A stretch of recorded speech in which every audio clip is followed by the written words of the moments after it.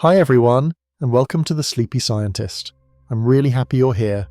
Tonight, we're going to go on a calm and quiet trip to learn something amazing. So get comfy, take a deep breath, and let's enjoy this peaceful science story together.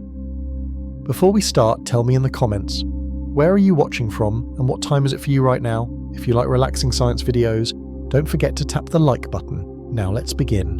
The night sky has always carried a question inside it. A question that flickers like the faintest star.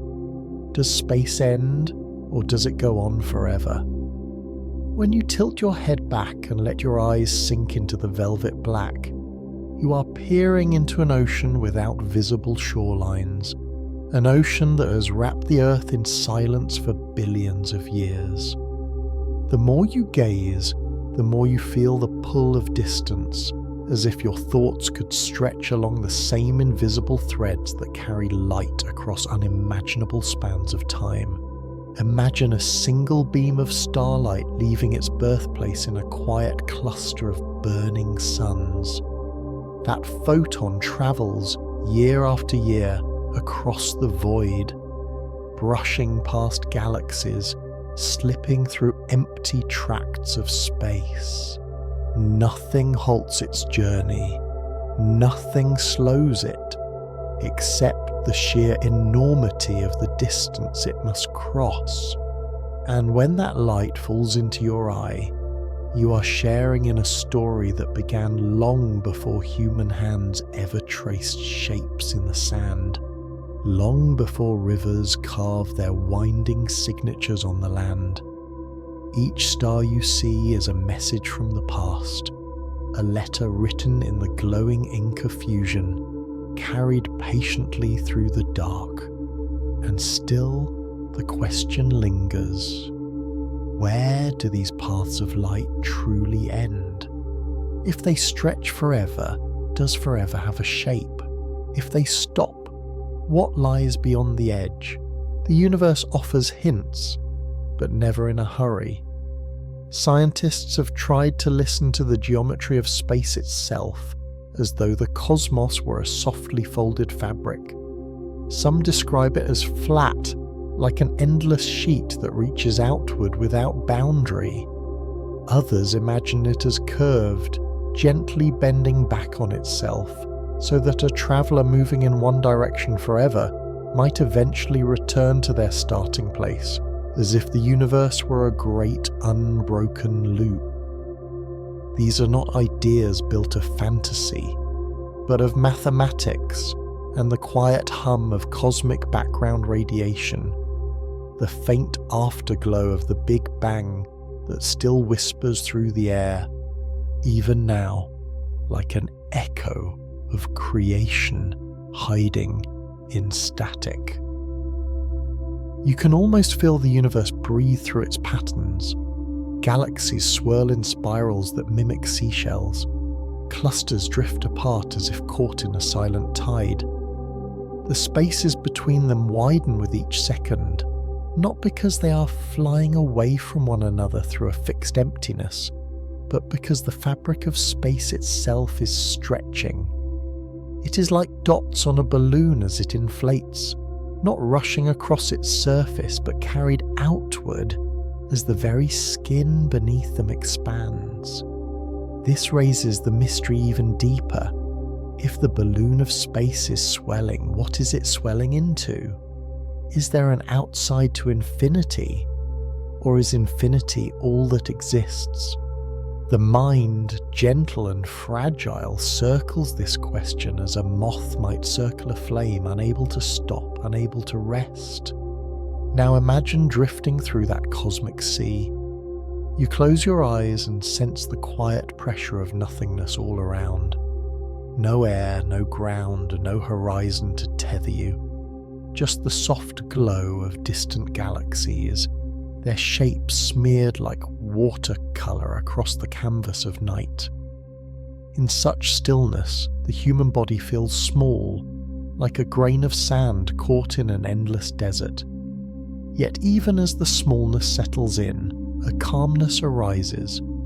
To be part of this vast mystery is to belong to something greater than measure, Every atom in your body was forged in stars that once burned and then collapsed, scattering their elements into the galactic winds.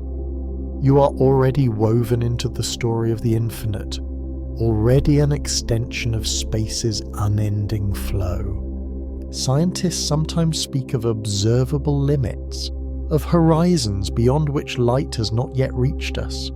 It is not that space ends there, but that our sight cannot go farther. The observable universe is like a circle drawn around a candle in the dark, showing what the flame can touch. Outside that glow, there may be endless rooms, endless hallways, endless oceans of stars we will never see. And so the question softens again, not into an answer, but into an embrace. Space may not end, but our vision does. The infinite may be here, but our eyes are too tender, too young, to hold it all. As you think of this, notice how time itself is bound to space, inseparable as breath and heartbeat.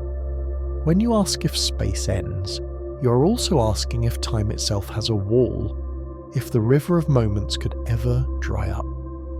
The universe tells us that space-time bends, warps and curves, moulded by gravity like clay shaped by invisible hands.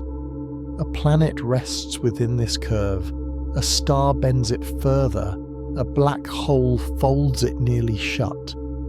Yet nowhere do we find a corner, nowhere a door. Space bends, but does it stop? That is the dreamlike. Floats between galaxies like pollen caught in the breeze. You can almost drift along these thoughts as if they were a lullaby. The dark of the sky is not empty.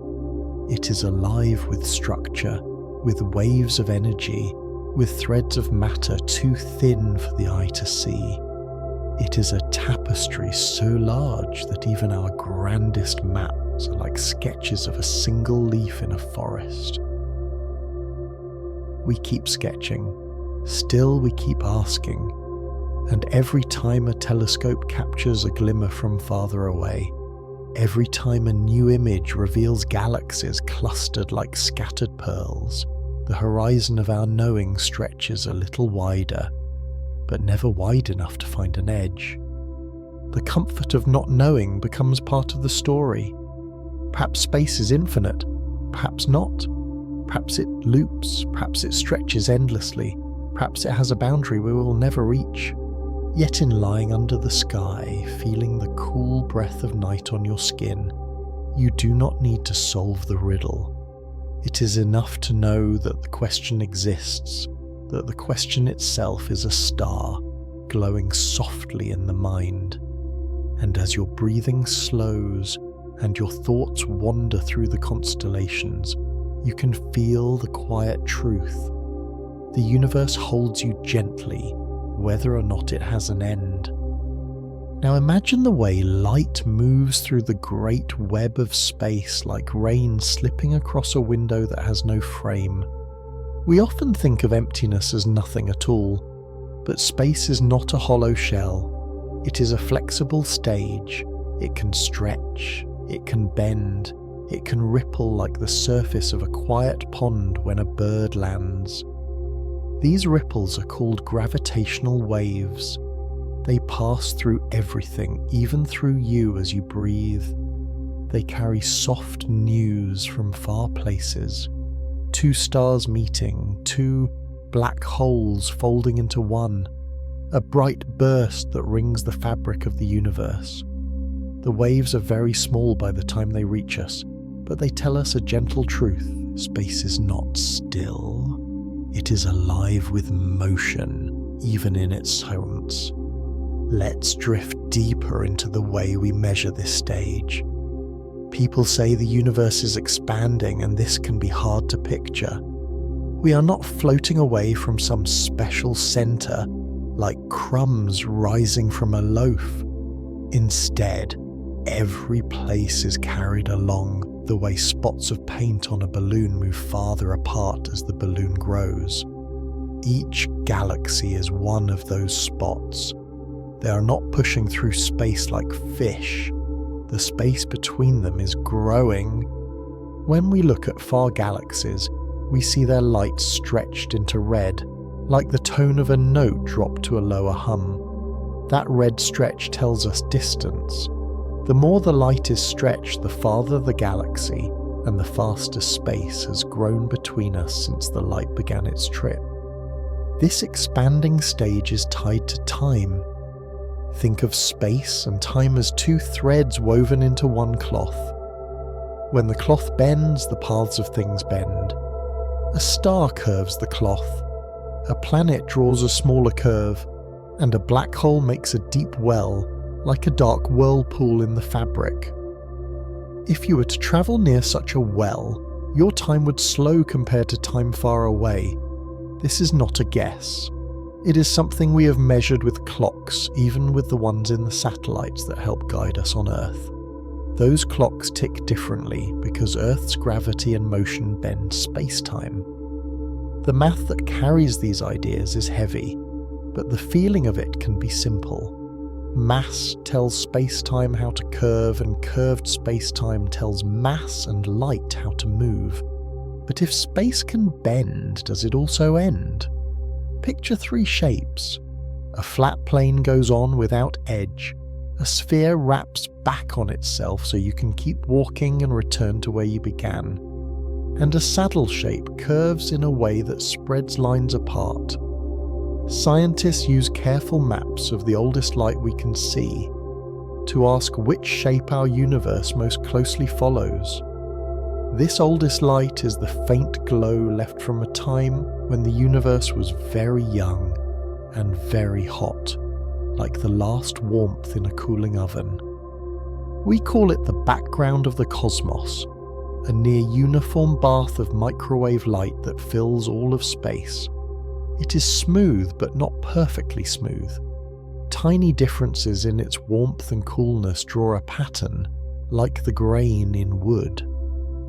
By studying that pattern, we learn about the shape and the age of everything we can observe.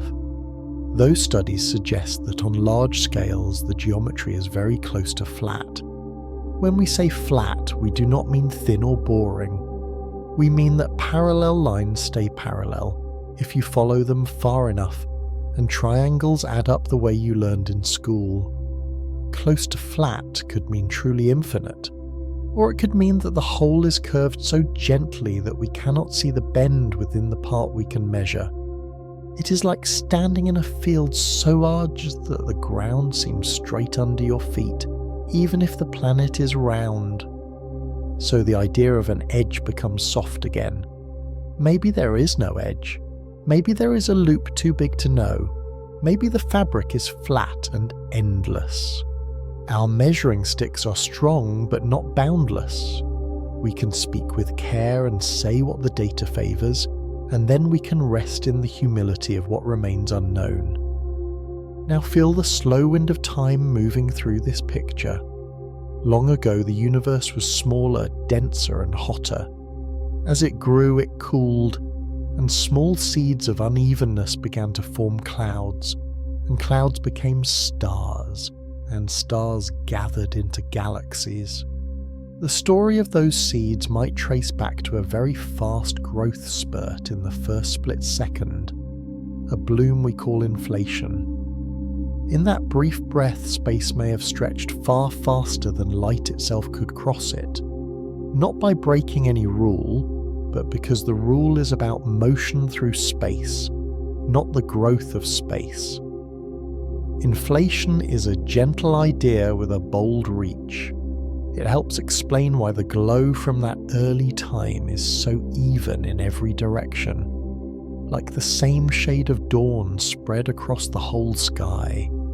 It also hints at the possibility that the whole is much bigger than the part we can see, maybe even endlessly bigger. Dark energy adds another whisper to the story. In recent times, we found that the expansion is not just continuing, it is speeding up.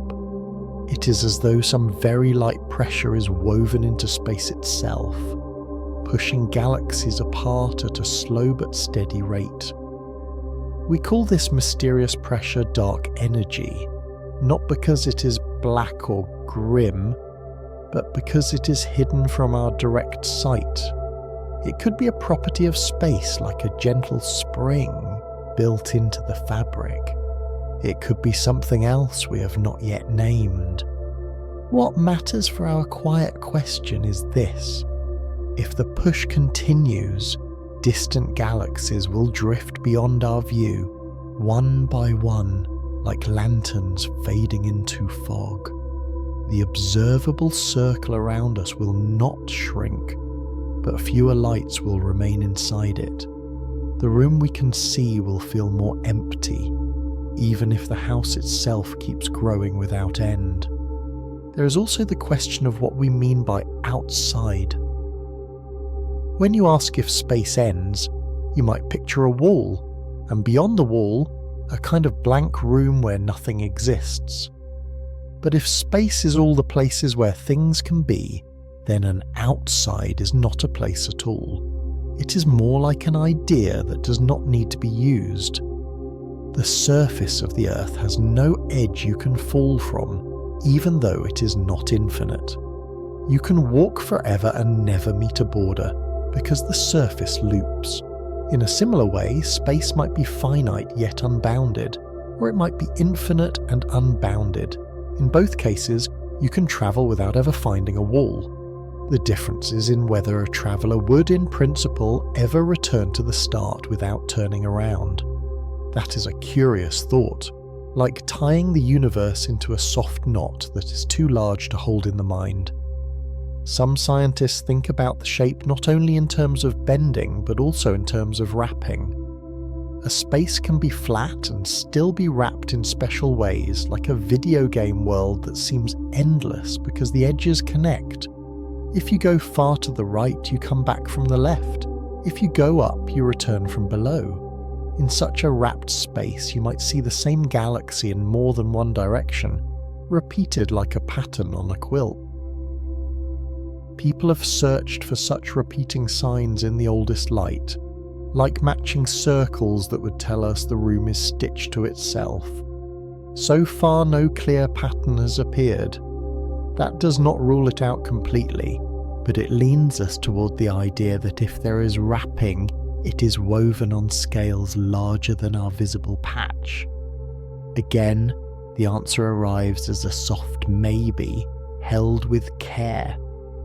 Let your mind wander to black holes, those deep wells where gravity is very strong. Near them, space-time is curved so much that not even light can climb out once it gets too close. The edge of that point of no return is called the event horizon. It is a boundary you cannot cross outward, though you can cross inward without noticing the instant it happens. People sometimes imagine the universe might have a horizon like that. But the horizon of a black hole is tied to a massive object. The horizon of our observable universe is not a thing we can run into. It is a limit on what can have reached us since time began. It changes as time passes. It is more like the edge of the light from a campfire on a dark field than a wall built of stone. We can also think about small scales.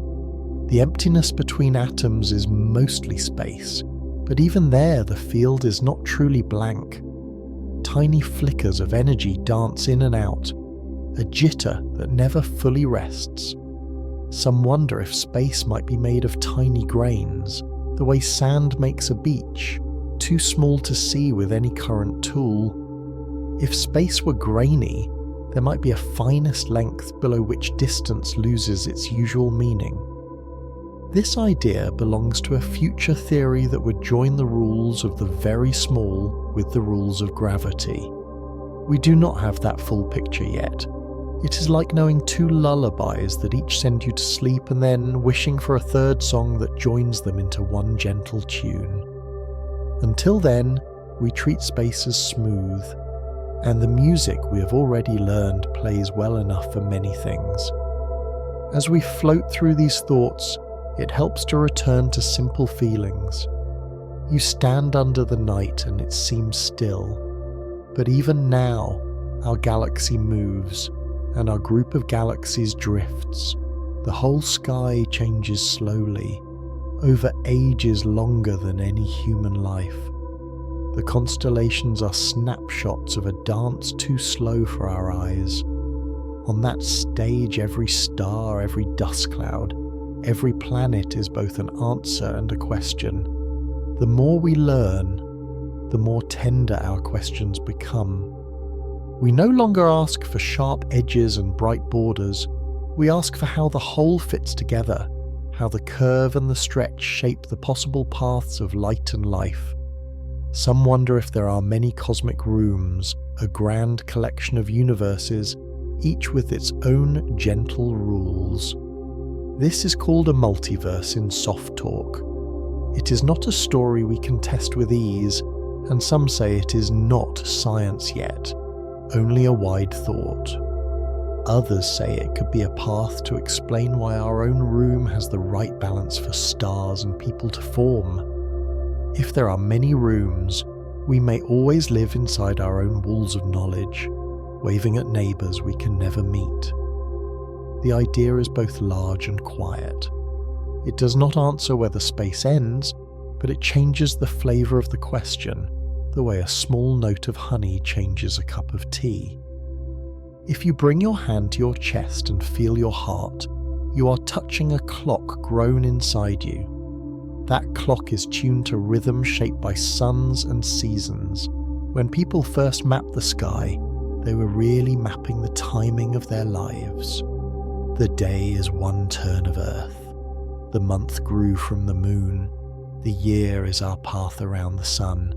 In that humble mapping, there was no edge to the sky, only a dome to paint with stories. Today our maps are wider and we know more, but we can still keep the same gentle aim, to be at home in the place we are. Does space end becomes, how can we rest in a world that might be endless? The answer lies not in a final fact, but in a soft trust that learning itself is a kind of home. We can also hold the question with math that even a child can feel. Think of counting. You can always add one more. Numbers have no last step. They do not need a wall to stop them. Space might be like that. Or think of the ocean. Sail far enough and you will meet shores, because the Earth is a sphere. Space might be like that instead, without a sharp edge but with a grand roundness. We do not yet know which picture is true, but both pictures can live in the mind together, like two calm songs played on the same night. Holding both is a way to stay gentle with the unknown. As we close this walk through deeper currents, come back to the breath. In, out. In, out. Your lungs open and fold the way the universe opens and folds. Every inhale is a little expansion. Every exhale is a little settling. Your chest has edges. Your breath does not feel like it does. In this small body, you can sense the large story, the way growth and rest take turns. Space may not have an ending that waits like a fence, but it has tides, patterns, and seasons of change. We are part of those seasons, made of star ash, held together by gravity and hope. When you look up again, let the dark above be a soft blanket. Let the far lights be tiny campfires on hills you will never climb.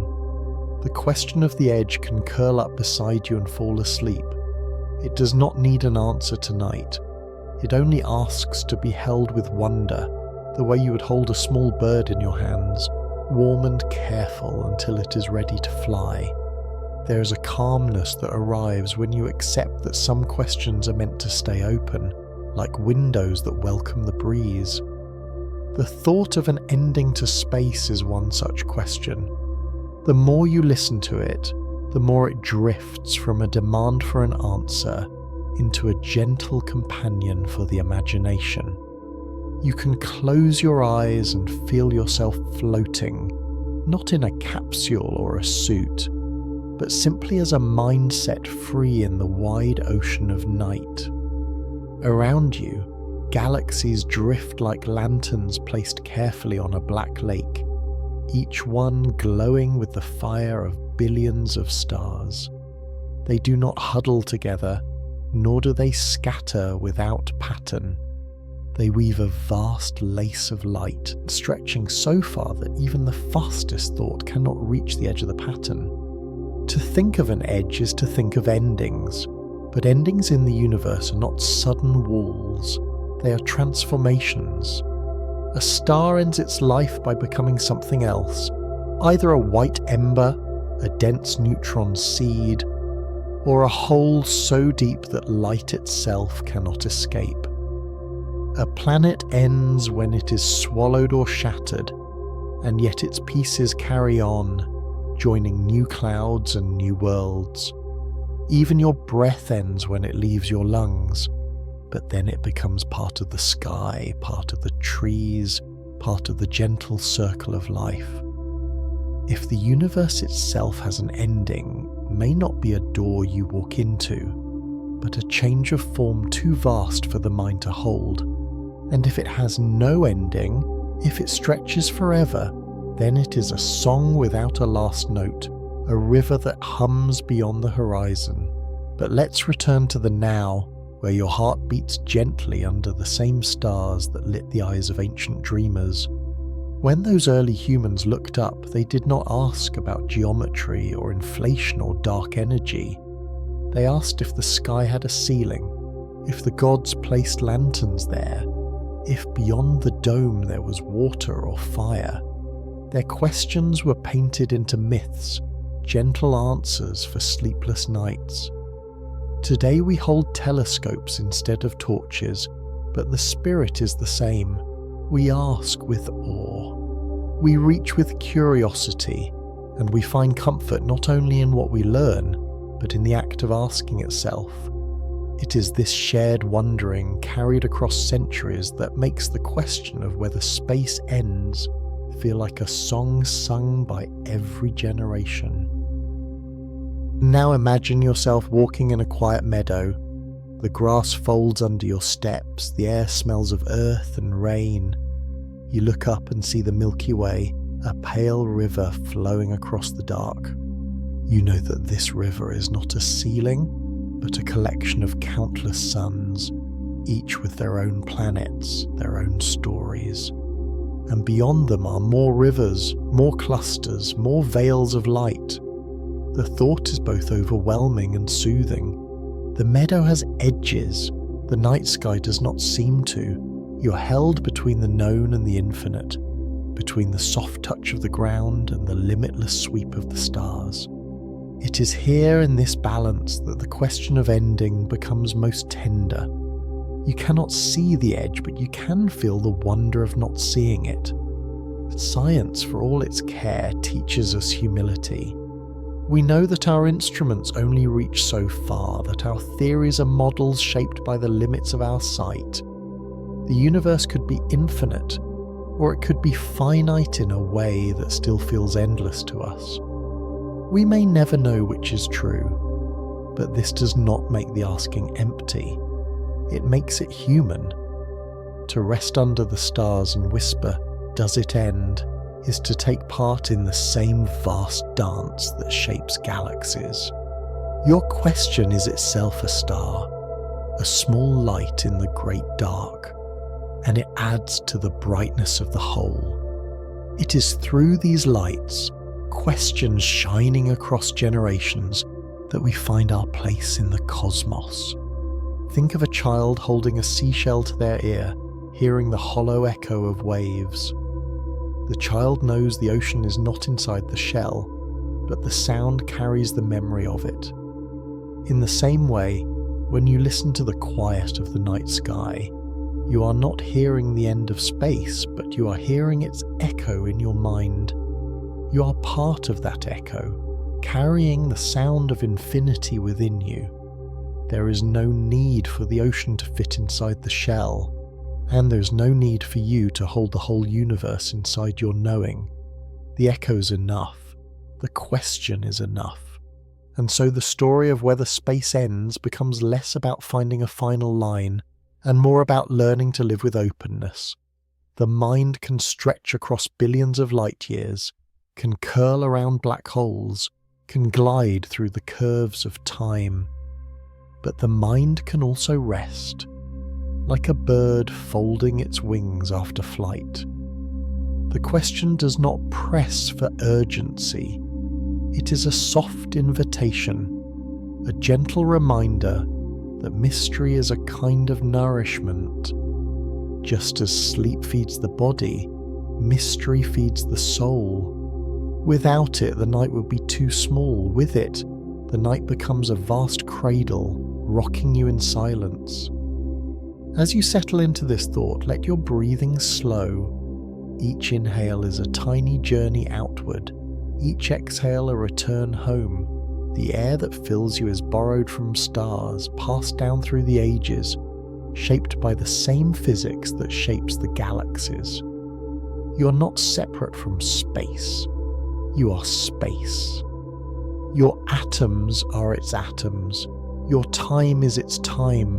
Whether or not there is an edge does not change this truth. You're already infinite in the ways that matter. You're already part of the unending. The night sky holds no walls, only questions, only lights, only shadows. When you next gaze upward, let your eyes soften. Do not strain to find the boundary. Let the stars blur. Let the black become a gentle ocean. In that moment you will understand the edge of forever is not a place to reach. It is a state of wonder, a calm acceptance that the universe is larger than measure, more tender than fear, and deeper than dreams. And in that acceptance, the question, does space end, can fall asleep beside you, breathing quietly, needing no answer but the silence of the stars. There is something soft about a horizon. On Earth, it is the quiet line where land or sea melts into the sky. It is never sharp, never final. The closer you walk toward it, the farther it seems to drift. Horizons are not walls, they are invitations. And when we ask about the horizon of the universe, the invitation becomes wider than thought itself. We wonder how far our sight can reach and what lies beyond that reach. We ask if the horizon is a limit, or simply the edge of our knowing. The universe has a horizon because light takes time to travel. Every star, every galaxy sends out photons, but those photons can only move so fast, even though their speed is immense. The age of the universe is long, but not infinite, and so there has only been time for light to travel a certain distance. That distance defines what we call the observable universe. It is like a circle of firelight around us in a deep forest. Within the circle we see trunks and branches, leaves and roots. Beyond the circle the forest continues, but we cannot glimpse it yet. The horizon is not the end of the forest, it is the end of our light. Now imagine standing at that cosmic horizon. You cannot see it with your eyes, but the faint glow of the cosmic microwave background, the leftover warmth from the birth of the universe, is our map of that boundary. It comes to us from all directions, a soft whisper of radiation that has travelled for nearly 14 billion years. When you listen to that faint hum, you are listening to the oldest light we can ever receive. Beyond it, there was once a time too hot and dense for light to wander freely. So the horizon is not only about space, it is also about time. It is the farthest past we can touch with our instruments, the edge where the universe was still a child. As we rest on this thought, the horizon becomes more than a line. It is a storybook that grows with every passing second. The longer the universe exists, the farther light has time to travel, and the larger our circle of sight becomes. our horizon expands as we wait, like dawn spreading across a valley. Yet there is a strange twist. While our horizon grows, galaxies also drift away. Space itself stretches, and with it, distant galaxies are carried beyond the speed of light relative to us. Their light will never catch up no matter how long we wait. They pass beyond our horizon not because they fall into darkness, but because the stage between us keeps widening. It is like standing on one shore while the river swells wider and wider until the lanterns on the other bank are lost from view. This drifting horizon changes the way we think of endings. It means that the sky above us is not fixed. It is a living canvas, a painting that slowly loses its farthest strokes. Some galaxies we see tonight will vanish from sight for all future generations, carried out of reach by the expansion of space. The night sky will still be full, but it will not be the same. Horizons, even cosmic ones, are gentle reminders that seeing is not the same as knowing. The unseen can exist quietly just beyond the light's slow step.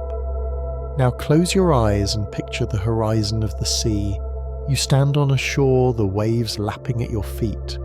The horizon looks like an edge, a boundary between blue and blue, but you know it is only distance and curve, not an ending. Sail far enough and the line will always move with you. The cosmic horizon is like that.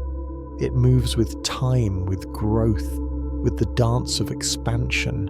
We cannot sail past it, but we can sail within it, charting the galaxies that still shine upon us. Each one is a lighthouse, its beam reaching across darkness to tell us where we are. Some scientists imagine horizons within horizons. A black hole, for instance, has an event horizon, the boundary beyond which nothing returns. In a way, the observable universe has its own event horizon, defined by the galaxies whose light will never reach us. There is comfort in comparing them, but they are not the same. The horizon of a black hole is sharp and final. The cosmic horizon is soft and shifting, more like mist than stone. It teaches us that the universe can hold limits without needing walls, and that those limits are often drawn not by barriers, but by the flow of time itself. The horizon is also a measure of patience. It reminds us that we are small beings living in a young moment of a vast story.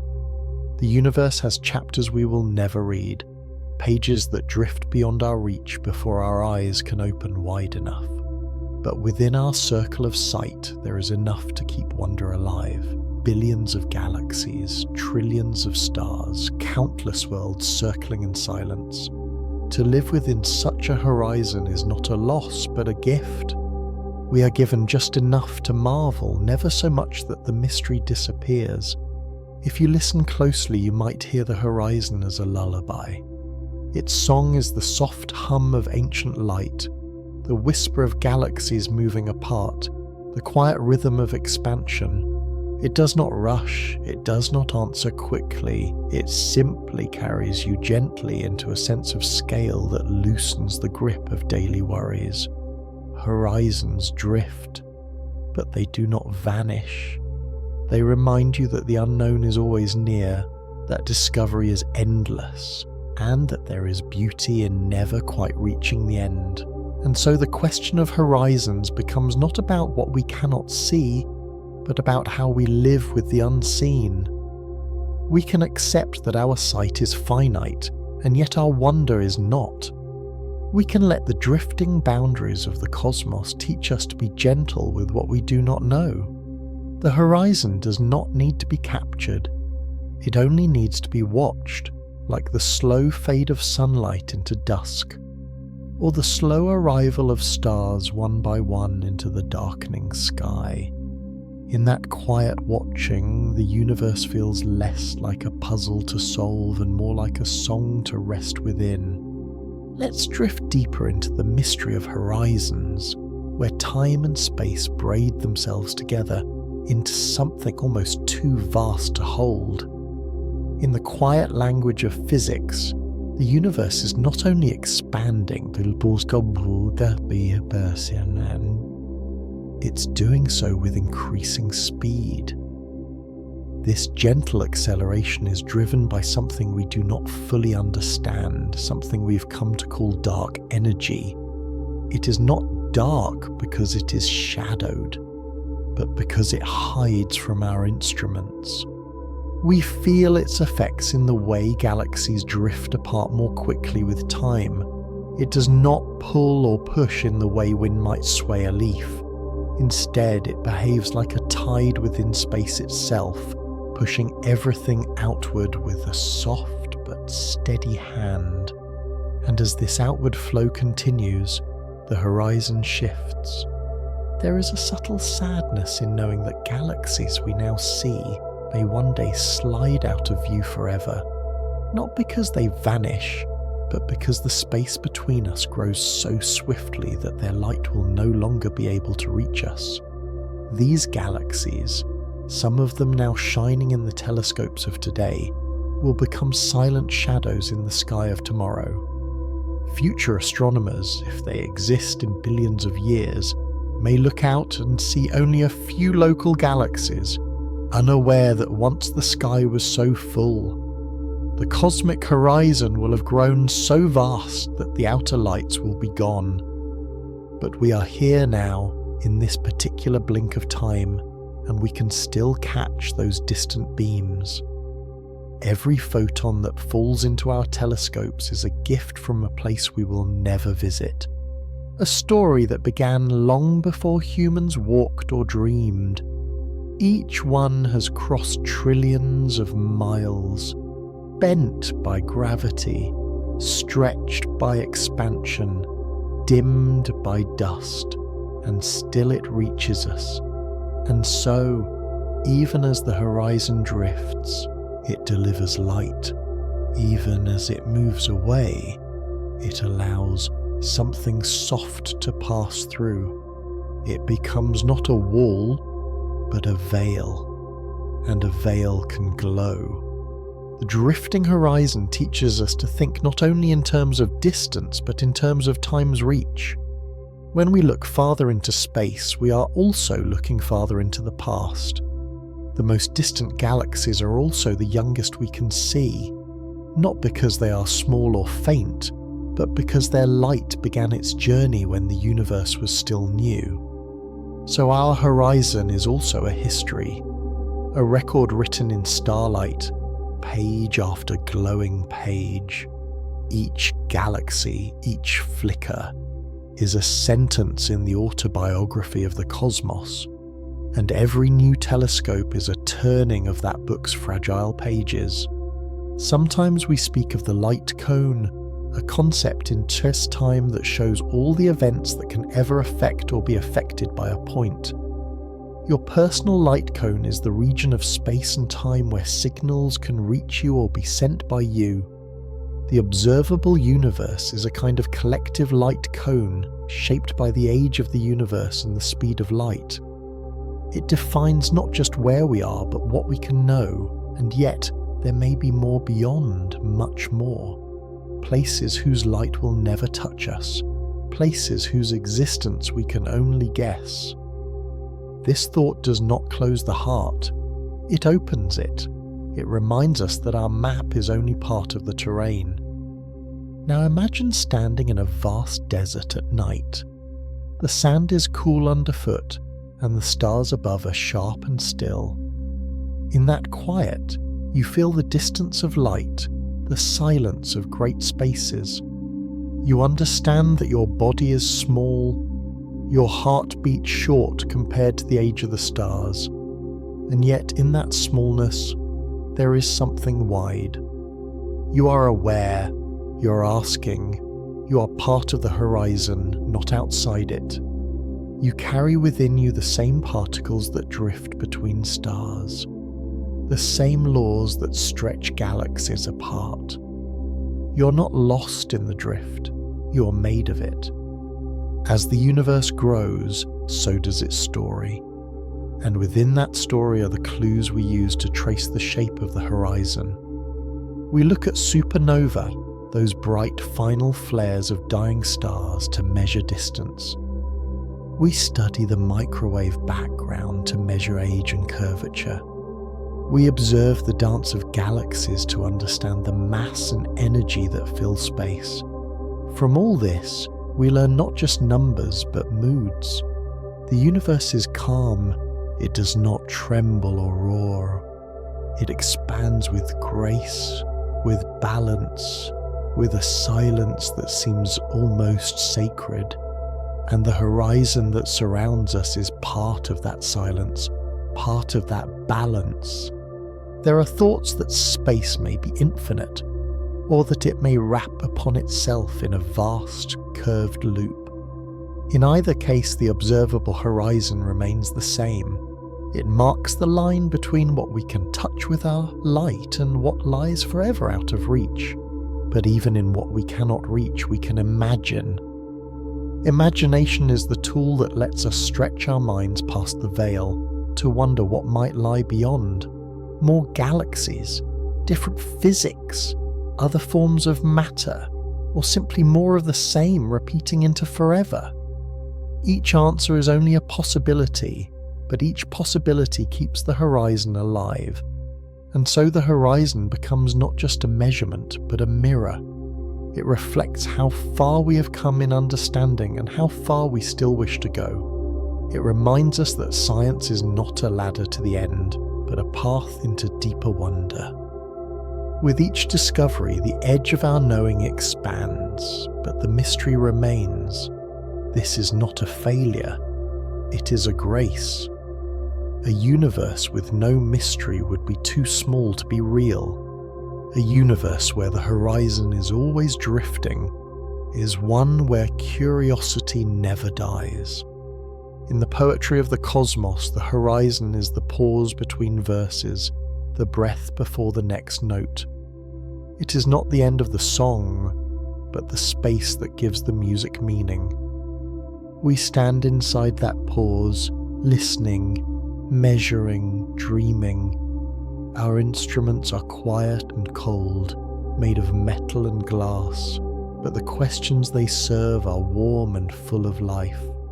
Every image we receive from a distant galaxy is a kind of love letter from the universe saying, I am still here. I am still unfolding. Even as we understand more, the horizon retains its softness. No map can show its edge, no ship can sail to its shore. But we can still be travellers, not in distance but in mind, not in miles but in wonder. Each new theory, each new picture, each quiet moment beneath the stars is a step on the path. And the horizon, always drifting, always just ahead, is the companion that walks beside us. It does not ask us to arrive, it asks us to keep going. The galaxies that fall beyond our view are not gone. They are part of a sky we once saw, part of a light that once reached us. In that way, they live in our memory, in our data, in the images we've captured, and the thoughts they've sparked. The horizon does not erase them. It preserves them in the soft amber of time. And even when the night grows quieter, even when fewer stars remain to see, the journey continues inward, into the deep places of thought, of reflection, of peace. So let the drifting horizon be a gentle teacher. Let it show you that the world is larger than your questions, but not too large for your heart. Let it remind you that distance does not mean loss, that what moves beyond view is still part of the whole. And most of all, let it invite you to rest in the knowing that not everything must be reached to be loved. The horizon will always be there, drifting slowly, asking nothing, offering everything, a line of light between what is seen and what is still becoming. Now let us walk gently toward the quiet end of this story. where horizons soften into silence and questions become lullabies. The cosmos does not demand understanding.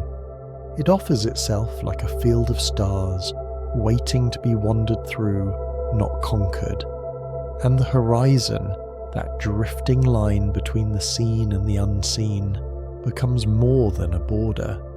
It becomes a way of seeing, a rhythm to live by, a reminder that limits are not chains, but shapes that help the infinite take form. There is peace in knowing we live within a horizon, peace in knowing that we are not meant to know everything at once. Like the way dusk slowly brings stars into view, knowledge blooms over time. The observable universe, as wide as it is only the first chapter in a book without an ending. That book does not close. Its pages are written with light, with gravity, with time, and with dreams.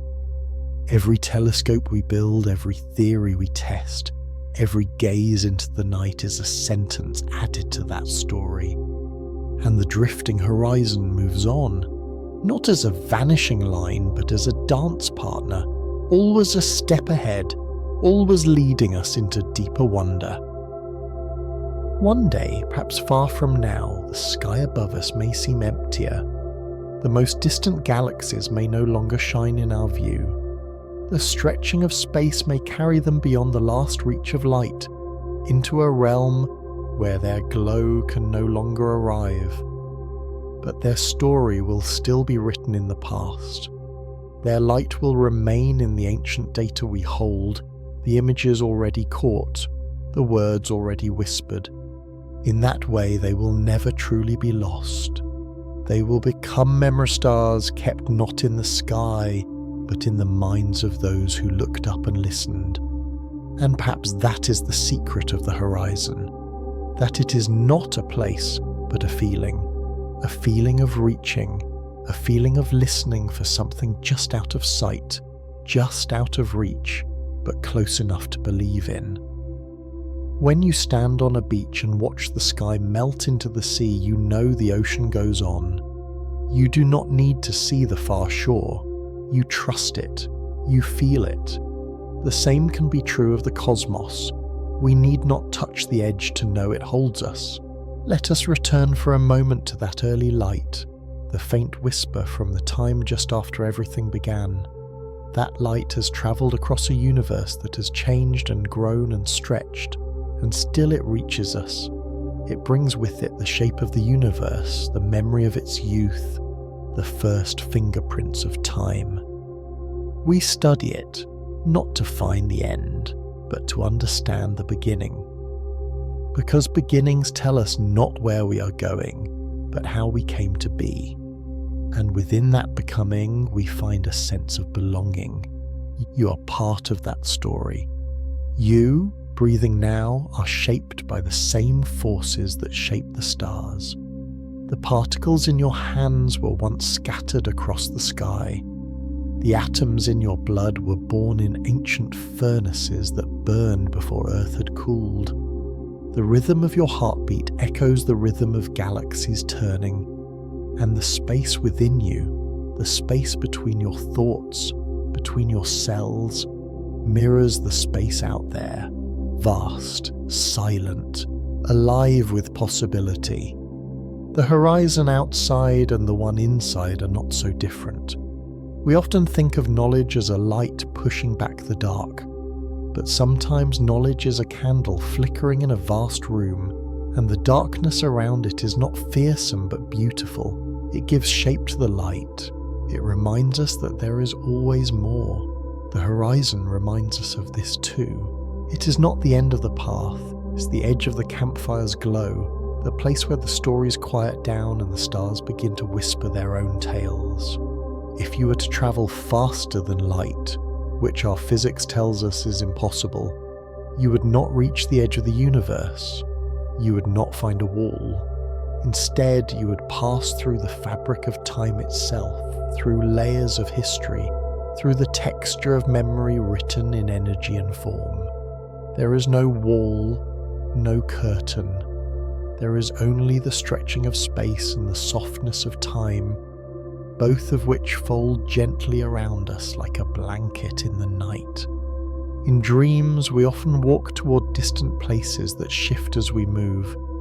The horizon is like that too, not a thing to catch, but a direction to follow. It gives us a reason to step forward, a reason to wonder, a reason to gaze. And in that wondering, we find something more than answers. We find meaning, not in reaching the horizon, but in living with it, letting it guide our questions and cradle our awe. Now imagine yourself lying on a hill under the stars. The earth turns slowly beneath you. The sky curves above like the inside of a great bell. Somewhere beyond what you can see, galaxies are still sending out their light, even if it will never reach us. That light exists. It moves. It dances through space as surely as your thoughts drift through sleep. You do not need to hold it in your hands. It is enough to know it is there. The story of horizons is also the story of patience. The universe does not hurry. It expands slowly, steadily, over billions of years. In that slowness there is grace. In that vastness there is room for quiet. And in that quiet there is a kind of music, not one we hear with ears, but one we feel with the part of ourselves that knows how to rest. The drifting of the horizon is part of that music. It changes the key of the song, but never its softness. The horizon teaches us how to listen, not just to space, but to time, to light, to each other. It reminds us that we are not meant to know all things, that mystery is a kind of kindness, that the unknown is not a threat, but a gift. It asks us to walk slowly, to wonder deeply, to love the sky, not because we can own it, but because we are inside it. So when you think of the universe, do not picture a fence. Picture a field. Picture a path that fades into mist, a river that flows into clouds, a sky that holds your gaze but never holds you back. The horizon is always moving, always changing. It may drift beyond sight, but it never drifts beyond meaning. It is the part of the story that keeps unfolding the next chapter, that waits to be felt, if not yet read. And when sleep comes, let it come like the edge of the world, and slow, quiet, unbounded. Let the stars drift behind your eyelids, and let the question of the horizon fold itself into your breath. You do not need to answer it. You only need to rest in its presence. It is with you always, soft and steady, drifting with you into dreams. There is a gentle curve to everything in the universe, a softness that shapes the paths of stars and the stretch of time. Though we may not always see it, we are held inside invisible bends, cradled by the geometry of space itself. The world feels flat beneath our feet. The sky looks like a dome above, and yet all things, from the sway of a branch to the swirl of galaxies, move in arcs. Straight lines are rare in nature.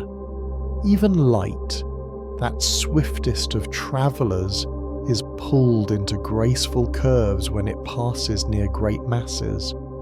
And so, to understand the universe is to begin with this quiet truth. Gravity is not a force that pulls, but a curve that invites.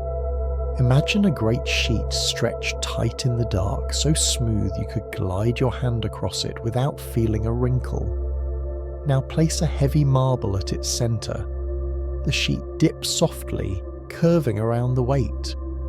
If you roll a smaller marble across the surface, it will spiral inward, not because the larger marble reaches out and pulls it, but because the curve beneath it changes its path.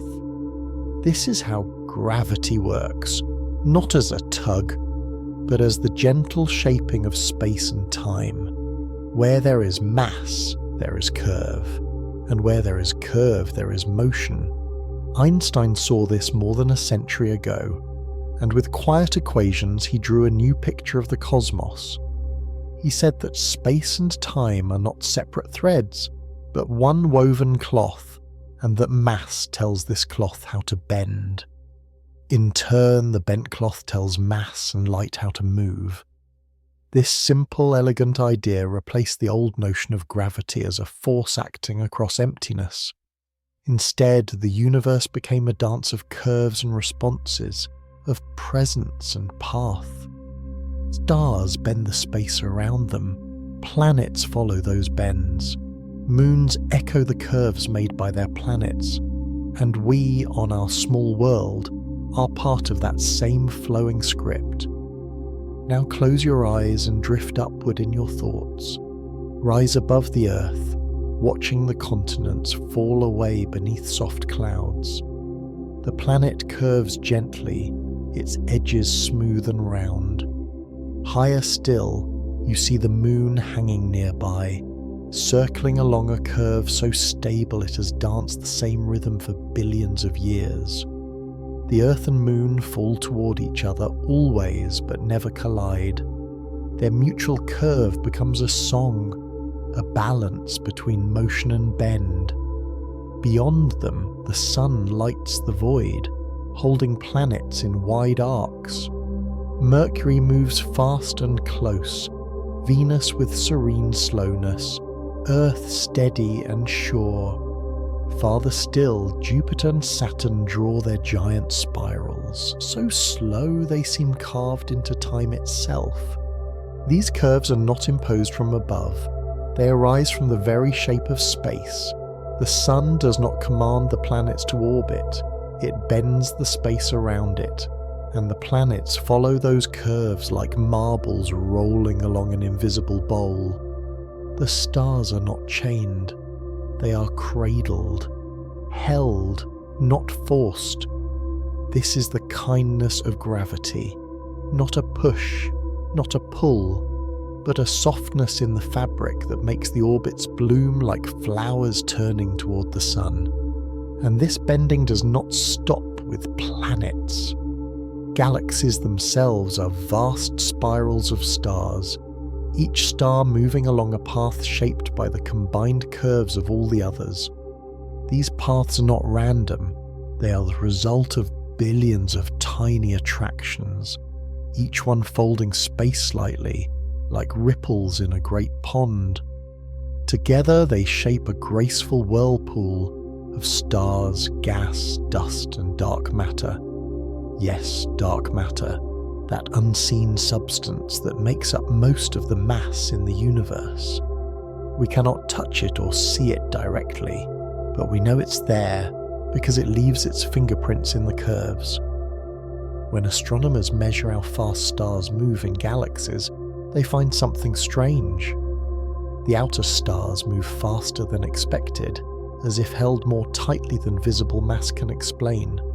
The curves are steeper, the orbits firmer, and so we suspect the presence of something hidden, something that deepens the bends.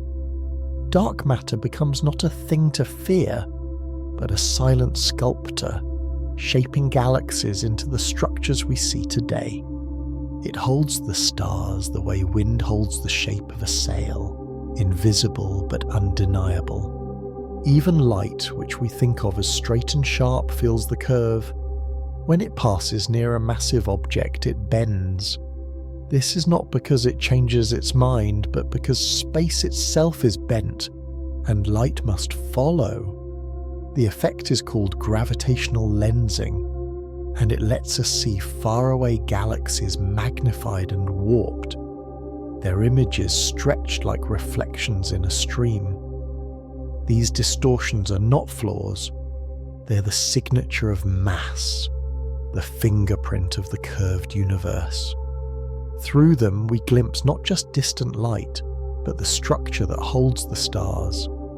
The universe is not a flat stage. It is a bowl, a wave, a great flowing sheet that folds and stretches in response to every presence, and it is not static. The curves shift as mass moves, as energy flows. A supernova, the bright death of a star, sends a ripple through space-time. Two black holes spiraling together send waves that stretch the very fabric of the cosmos. These gravitational waves were once only a whisper in theory, but now we have heard them, caught them in delicate detectors that measure motion smaller than an atom's width.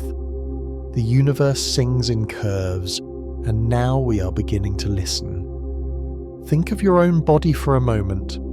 The atoms within you, the ones that came from ancient stars, are held together by forces that also depend on curves, not of space but of potential, of energy landscapes. The same idea flows downward and inward. Curves hold not only galaxies but molecules.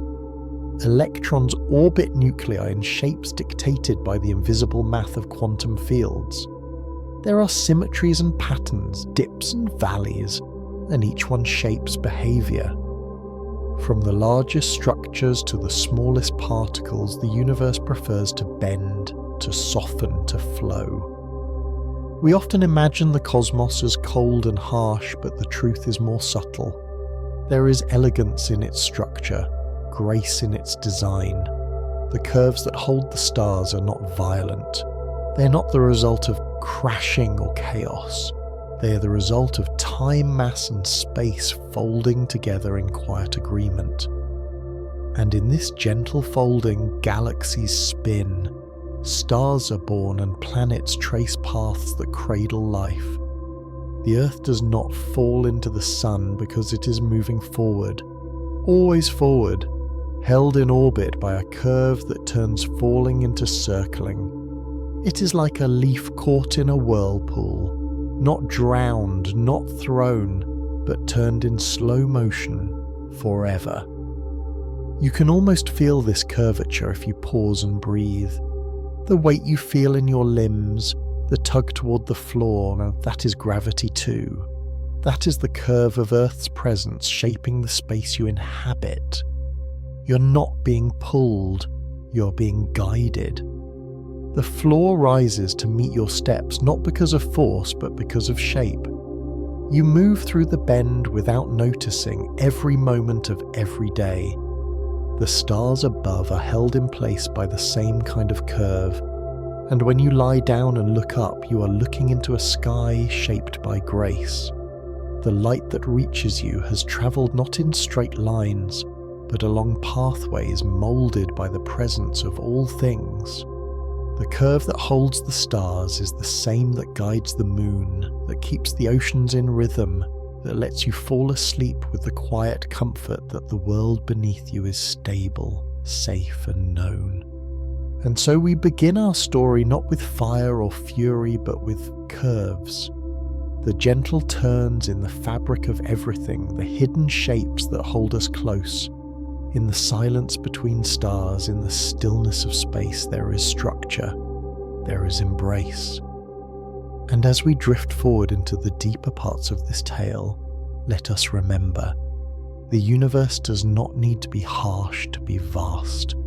It does not need to be violent to be strong. It holds its stars the way a hand might hold a feather, firmly enough to cradle, softly enough to let them shine. Let us drift now into the deeper folds of space where curves become more than shapes. They become the language of being. Every star you see in the night sky is following a path carved by invisible geometry. Even the spaces between galaxies are shaped by the echo of ancient curves. Waves sent rippling across time since the universe began. These curves do not shout. They do not strike or scream. They speak softly, like wind across tall grass, shaping everything while being felt by nothing at all. When the universe was young, it was nearly uniform, a hot, dense fog of particles and energy. but tiny variations in density, small fluctuations born from quantum trembles, created the seeds of curves. Where there was slightly more matter, gravity curved space just a little more, pulling more matter inward, like a dip in a sheet where marbles roll to rest. Over time, those dips deepened. They gathered dust and gas and light, and from those quiet beginnings, stars were born. The curves led to clusters, to galaxies, to filaments and webs that stretch across billions of light years. A structure more vast than any dream, and yet drawn by the soft hand of gravity. Imagine now the largest known structures in the universe. Superclusters, walls of galaxies, rivers of stars flowing between vast empty voids. These structures were not built like buildings. They were shaped by the stretching and folding of space itself. The great cosmic web is not a solid thing. It is a map of gravity's brushstrokes traced out over billions of years. Each galaxy sits in a basin, a gravity well formed by mass both visible and hidden. Together, these wells form a vast topography, a landscape of curves we can only glimpse in pieces, like birds flying low across an endless field. The darkness between galaxies is not empty. It is a stage of motion and memory. Even where no stars shine, the shape of space tells matter how to move. These shapes bend light, they shape time, they guide the unfolding of structure, and they reach far beyond what we can see. Just as you can trace the shape of wind by the way trees lean, we trace the curves of space by watching how galaxies spin, how clusters drift, how ancient light is pulled and stretched. The universe never stops telling us where its curves lie. We only need to learn how to listen. One of the most delicate ways to listen is by studying the background light of the cosmos, the oldest light, the cosmic microwave background. It is not just a fog of photons, it is a map of the early universe's wrinkles, the places where gravity first whispered. Those wrinkles became the wells where stars would one day gather. And when we map this ancient glow, we see the first hints of the great curves that still shape the present. We are reading a memory of bending. And in that memory we find the origins of every orbit, every swirl, every gentle fall. Even time itself is shaped by curvature. Near a massive object, a planet, a star, a black hole, time flows more slowly. Not because it is broken, but because the curve of space bends time along with it. You're walking through space-time always, and the speed at which your seconds tick depends on the curves around you. Astronauts who live on the International Space Station, high above Earth, age a little differently than those on the ground. GPS satellites must adjust their clocks to stay aligned with the bending of time. The curves that hold the stars also hold our hours, our minutes, our very breath. Now think of black holes, those deep wells in the fabric of space-time. They're not holes in the usual sense, not tunnels or tubes. They are regions where the curvature becomes so steep, so deep, that not even light can escape. At the edge of this curve is the event horizon, a surface beyond which all paths bend inward. Time itself slows there, stretched by the intensity of gravity's fold. And yet, these objects are not monsters. They are simply the deepest notes in the song of gravity. Born from collapsed stars, they hold the memory of their mass, their spin, their charge. Their curves are perfect, silent, and immense. When two black holes spiral into each other, they create ripples in space-time, gravitational waves that move outward like the rings from a pebble dropped in a pond. These waves are gentle but vast. They pass through everything unnoticed by the senses, yet they carry information from events that happened billions of years ago. We have built instruments sensitive enough to hear them, long arms of lasers, carefully tuned, measuring the smallest changes in distance. When we detect one of these waves, we are feeling the curves as they move.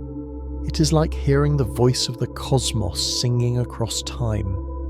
Curves shape not only the large but the small. Inside every atom, electrons do not circle the nucleus like planets. They exist in cloud-like patterns, shapes that reflect the mathematics of quantum curvature. These clouds or orbitals are the gentle curves of possibility, drawn by the rules of energy and wave. The hydrogen atom, the simplest of all, has a spherical cloud. More complex atoms have lobes and rings, all shaped by the bending of not by physical force. Even here in the smallest places, curves guide motion. Curves create beauty. Your body is made of these atoms, your bones, your blood, your breath, all shaped by curves too small to see. The proteins that form your muscles fold in precise ways, guided by tiny forces and tiny energies. DNA coils in a spiral, a double curve that carries the blueprint of life. The neurons in your brain fire in waves, creating thoughts that flow in patterns. Curves inside curves, shapes inside shapes, and above you the stars move in their own great arcs, held by the same quiet rules. And so, from the core of a proton to the dance of galaxies, the universe reveals itself through curvature. It is not random, it is not cruel, it is curved gracefully, softly, inevitably. There are places where the curve sharpens, where singularities lurk, where we do not yet know what lies beyond. But most of the universe is made of gentle bends, places where mass leans on space and space leans back, holding everything in a slow, sacred embrace. To live in such a universe is to be wrapped in an invisible cradle. You may not see the curve, but you feel its effects every moment. You feel it in the way the moon pulls the tides, in the way the earth turns beneath your feet. You feel it in the way your heart beats in time with gravity, in the way your body rises and falls with each breath. The curve is not a thing to conquer. It is a thing to belong to. Some ask, could space itself have a shape? Could the whole universe curve back on itself like the surface of a sphere? Could it be finite, yet without boundary, or infinite, gently stretching forever? These questions cannot yet be answered fully, but the clues lie in the way light travels, in the way galaxies drift, in the map of the ancient background light. The shape of the cosmos may be flat, or open, or closed, but always it is curved where mass resides. And this curved space is not a flaw, it is a feature. It is what allows orbits to exist, stars to shine, time to flow. It is what allows structure to form, gravity to act, and dreams to rise. Without the curves, there would be no galaxies, no planets, no people. Straight lines may be simple, but they are lifeless. Curves are what make the universe breathe. As you rest tonight, let this thought comfort you. You are being held, not by ropes or walls, but by the very shape of reality. You're drifting on a curved sea, your path guided by a fabric that responds to your mass, your motion, your place. The stars above do not float aimlessly. They rest in the same embrace. And as the earth turns, and as the moon rises, and as the galaxies spin slowly in their webs, all things move according to the same silent song. a song written in curves and sung across the night. Now let us float gently toward the closing of this story, carried by the same quiet curves that cradle the stars. We began with the idea of a bend in space, a silent dip that shapes the movement of worlds. But now we begin to see how those curves stretch inward as well, how they touch the heart and the breath, how they shape not only what we see, but how we feel. The universe is not a sharp machine. It is a living fabric, soft and continuous, folding around every presence, every question, every whisper of wonder. The curves that hold the stars are not just descriptions of gravity. They are metaphors for all the ways we are held, even when we do not see the hands. You're not floating alone through a cold and indifferent cosmos. You are gliding along a path shaped by the presence of all things, by the sun, by the earth, by the moon that rises and falls with you. These are not forces that demand, but shapes that invite. The universe curves around you, not to trap you, but to guide you. And within these curves there is room for stability and change. Orbits are curves in motion, paths that repeat, yet never perfectly. They wobble, they shift, they evolve, but they remain held. Just as a planet moves around a star, you move around the center of your own becoming. You change, but the path continues. You drift, but you are not lost. The curve brings you back. It always brings you back. Even the Earth itself is shaped by curve, not just in its roundness, but in its very gravity. Mountains rise and fall along the bending crust. Rivers trace curved paths through valleys carved by time. The wind follows the Coriolis curve, spinning storms into spirals. Nothing moves in straight lines for long, not even thoughts. Your memories loop, your stories arc, your dreams bend toward meaning. Curves are not only in space, they are in you. The architecture of the cosmos follows this same principle. Spiral galaxies spin in great flowing arms, each one a testament to balance between forward motion and gravitational embrace. Elliptical galaxies move in stretched loops, shaped by collisions and mergers, the graceful bruises of cosmic history. Even the smallest things, the dance of charged particles, the paths of comets, the lines of magnetic fields, all show the same preference: to arc, to bow, to return. And when something collapses, a star, a cloud, a moment, it does not fall in a straight plunge. It spirals, pulled inward by curves it helped create.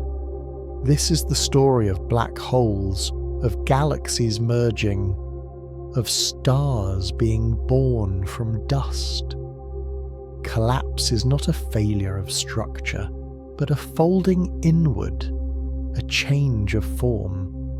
A supernova is the outward breath of a dying star, and within it a new curve begins, the creation of a neutron star, or the deep silent curve of a black hole. There is something deeply calming about this, that every movement in the universe, no matter how vast, no matter how final, follows a gentle shape. Even destruction obeys grace, even chaos follows curves. The universe, in all its enormity, never forgets the softness of motion, and so neither should we. Let us pause now with the image of gravitational waves.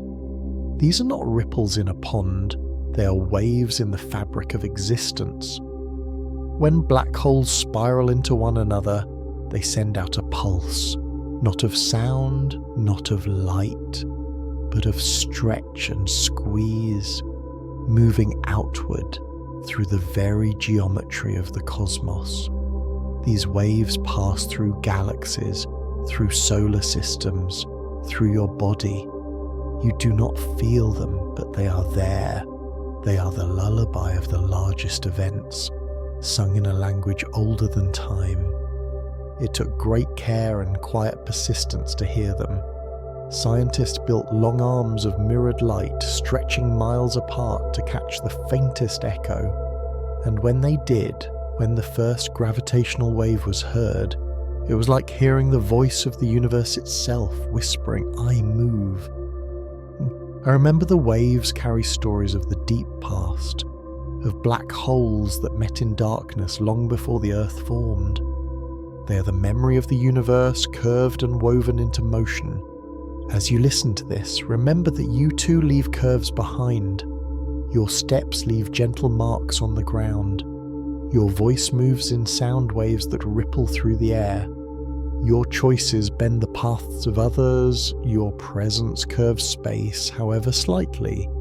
You're not a visitor in the universe. You are part of its fabric. You're one of the shapes it has taken, one of the arcs it draws as it unfolds. And so when you feel lost, when the world feels too large or too fast, remember this: everything is held. Nothing is alone. The stars are not scattered. They are arranged in harmony, in curvature, in dance.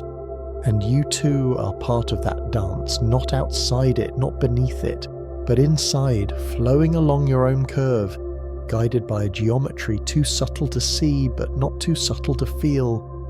This is the poetry of space-time, that everything shapes and is shaped. That mass curves space, that space curves paths, that time bends with presence, and that we, in our quiet bodies, are always being touched by those curves. Every breath is a fall into gravity. Every heartbeat is a pulse in time. Every dream is a curve towards something beyond knowing. So let the stars above remind you that straight lines are only ideas, that nature prefers the gentle, the turning, the returning. Let the orbits calm you. Let the spirals center you. Let the slow arcs of galaxies bring you peace. You are not drifting aimlessly. You are moving along a path written into the very shape of the universe. A path curved by love, by memory, by presence. And as the night wraps around you, as your breath slows, as the quiet settles in, you can feel it, the curve beneath everything. The tender bend that holds your world, your sky, your body, your soul. The same curves that hold the stars are holding you now. Let go be held. Rest within the arc. Sleep within the shape. You are exactly where you are meant to be. There is a silence above us that speaks without words. It does not press, does not shout, it waits. The sky, that vast roof of our world, is more than a canvas for stars. It is a whispering presence filled with messages older than memory. And if you listen, not with ears but with wonder, you can almost hear it. The whispers of the infinite sky. From the moment we first looked up, we wondered what lived beyond the clouds. The sun rose and we felt its warmth. The moon came and tides moved with it. Then came the stars, so many and so far, tiny flickers scattered across the black. To our ancestors, these points of light were fireflies caught in a great dome. Gods, spirits, watchers. But over time, through gentle watching and quiet questions, we came to see something even more wondrous. Those lights are suns, and the sky is not a ceiling but a sea, and in that sea there are currents, not of water, but of time, energy, and space itself. Each star we see has a story. Each photon that reaches our eyes began its journey long ago. Some travelled for decades, others for thousands or millions or billions of years. That light carries the voice of its source, softened by distance, shaped by dust, shifted by the stretching of the universe. It is in this way that the sky whispers. It does not speak quickly, it does not repeat itself. It sends its messages once carefully across the dark. And so when you look at a star, you're not just looking at a place, you're looking at a time. You're seeing what once was, not what is. That light is a memory still glowing. The sky above you is filled with these memories, overlapping, drifting, fading. It is not empty. It is a library of ancient events, a gallery of vanished moments. The infinite sky is not just wide, it is deep.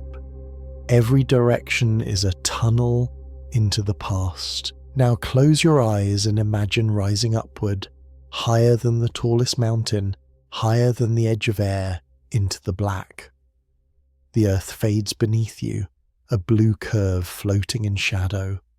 Around you stars appear in full clarity, not blinking, not twinkling, just steady.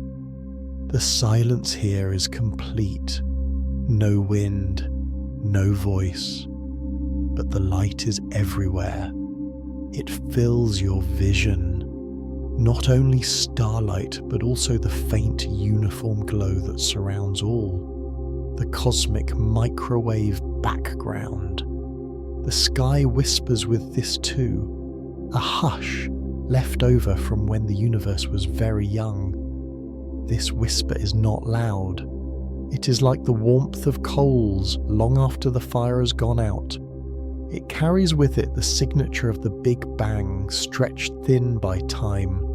We cannot hear it in the usual way, but radio telescopes catch its faint tones, and when they're translated into pictures, we see the subtle patterns, tiny fluctuations that grew into galaxies, into stars, into life. The whisper of the infinite sky is also a whisper from our beginning. Sometimes the whispers come as patterns in motion. The planets, for example, wander across the sky in slow paths. To early observers, they were wanderers, stars that did not hold still.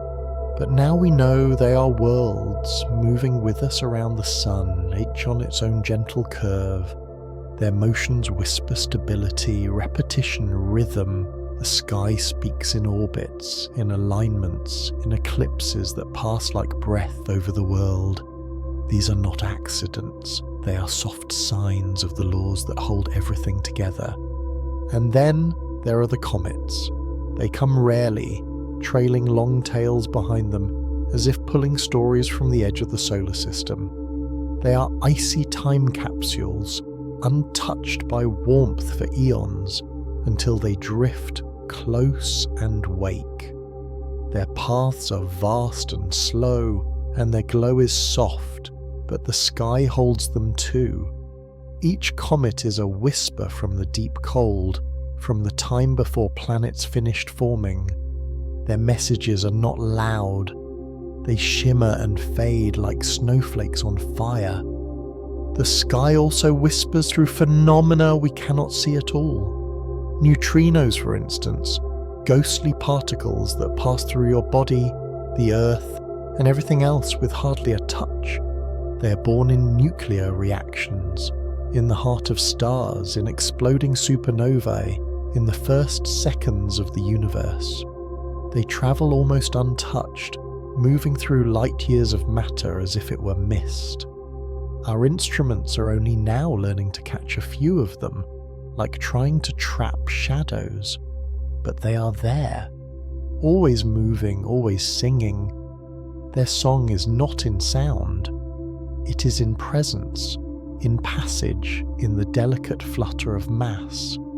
And beyond neutrinos there is dark matter, not seen but known by its pull. It whispers in how galaxies move, in how clusters form, in how light bends around the unseen. We cannot touch it, we cannot hold it, but it shapes the sky nonetheless.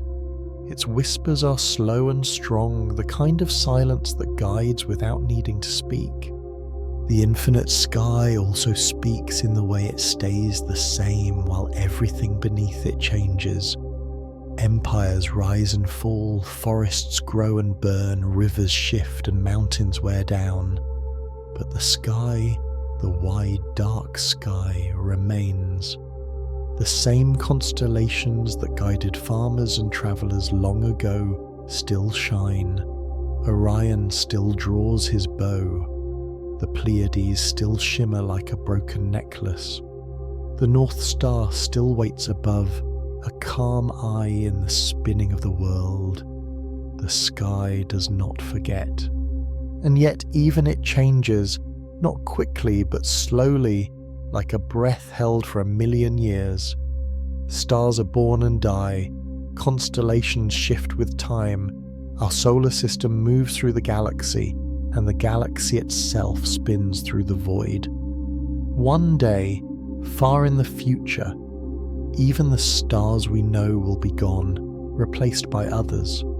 The whispers will change, but they will not stop. What the sky teaches is this: change is not noise, it is part of the music.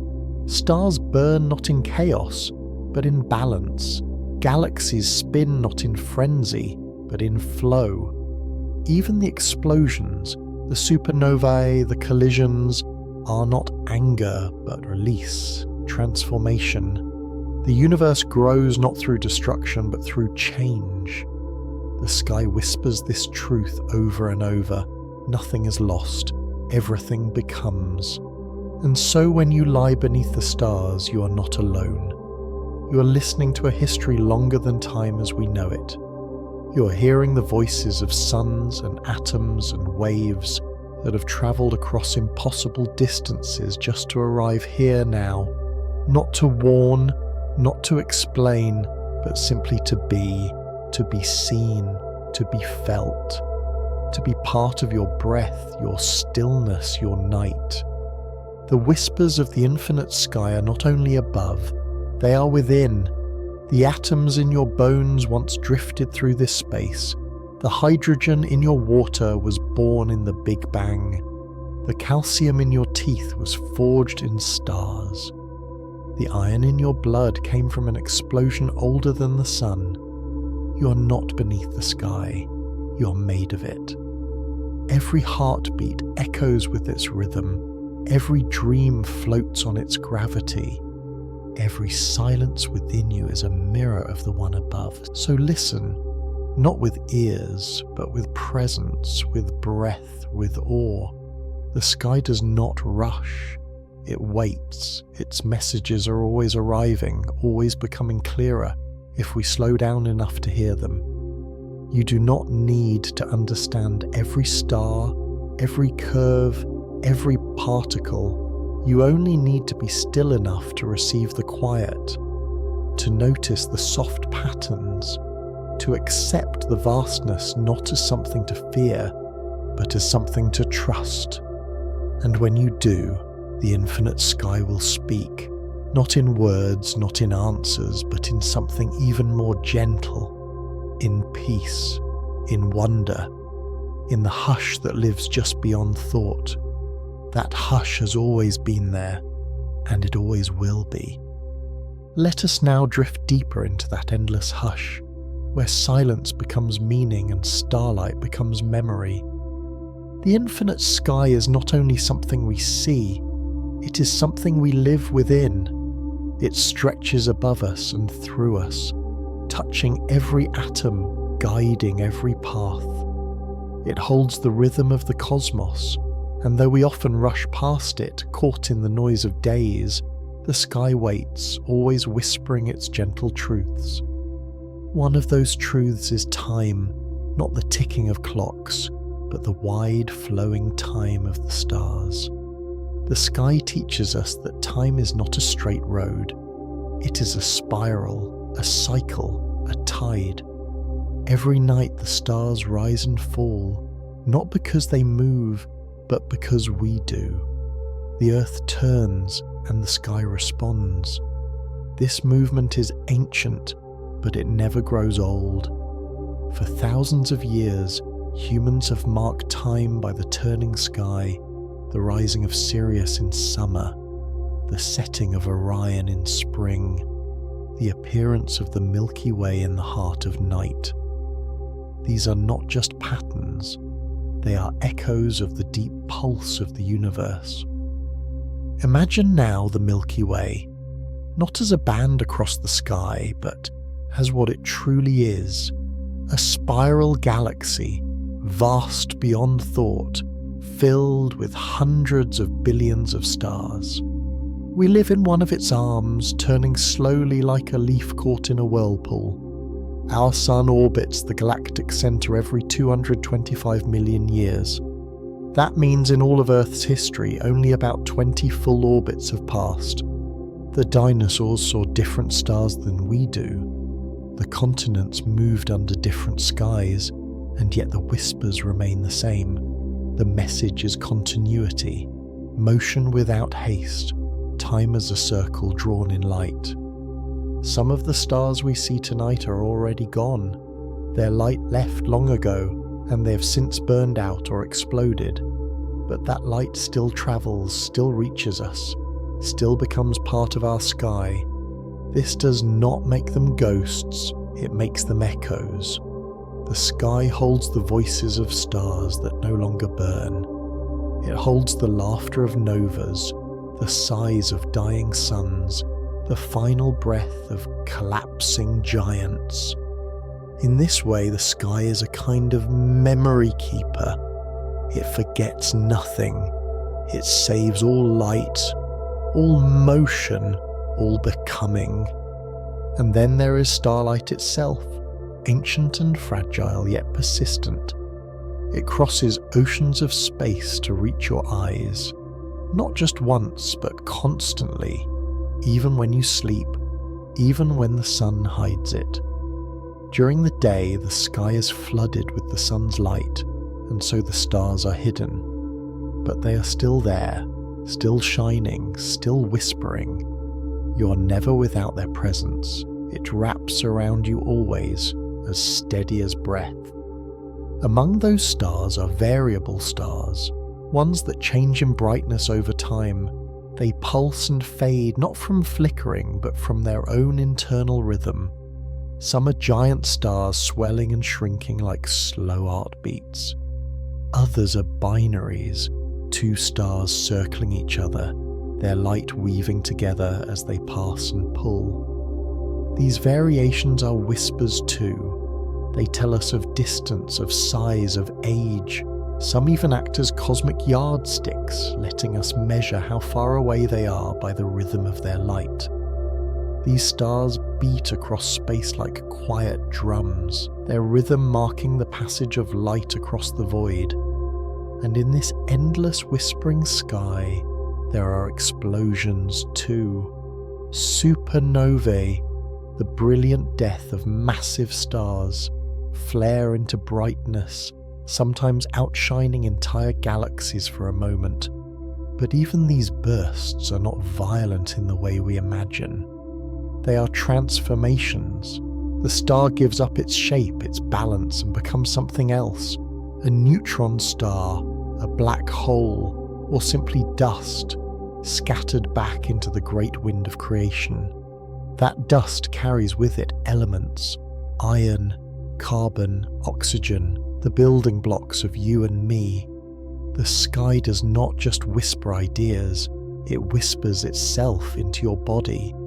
The infinite sky is filled not only with stars and light, but with structure.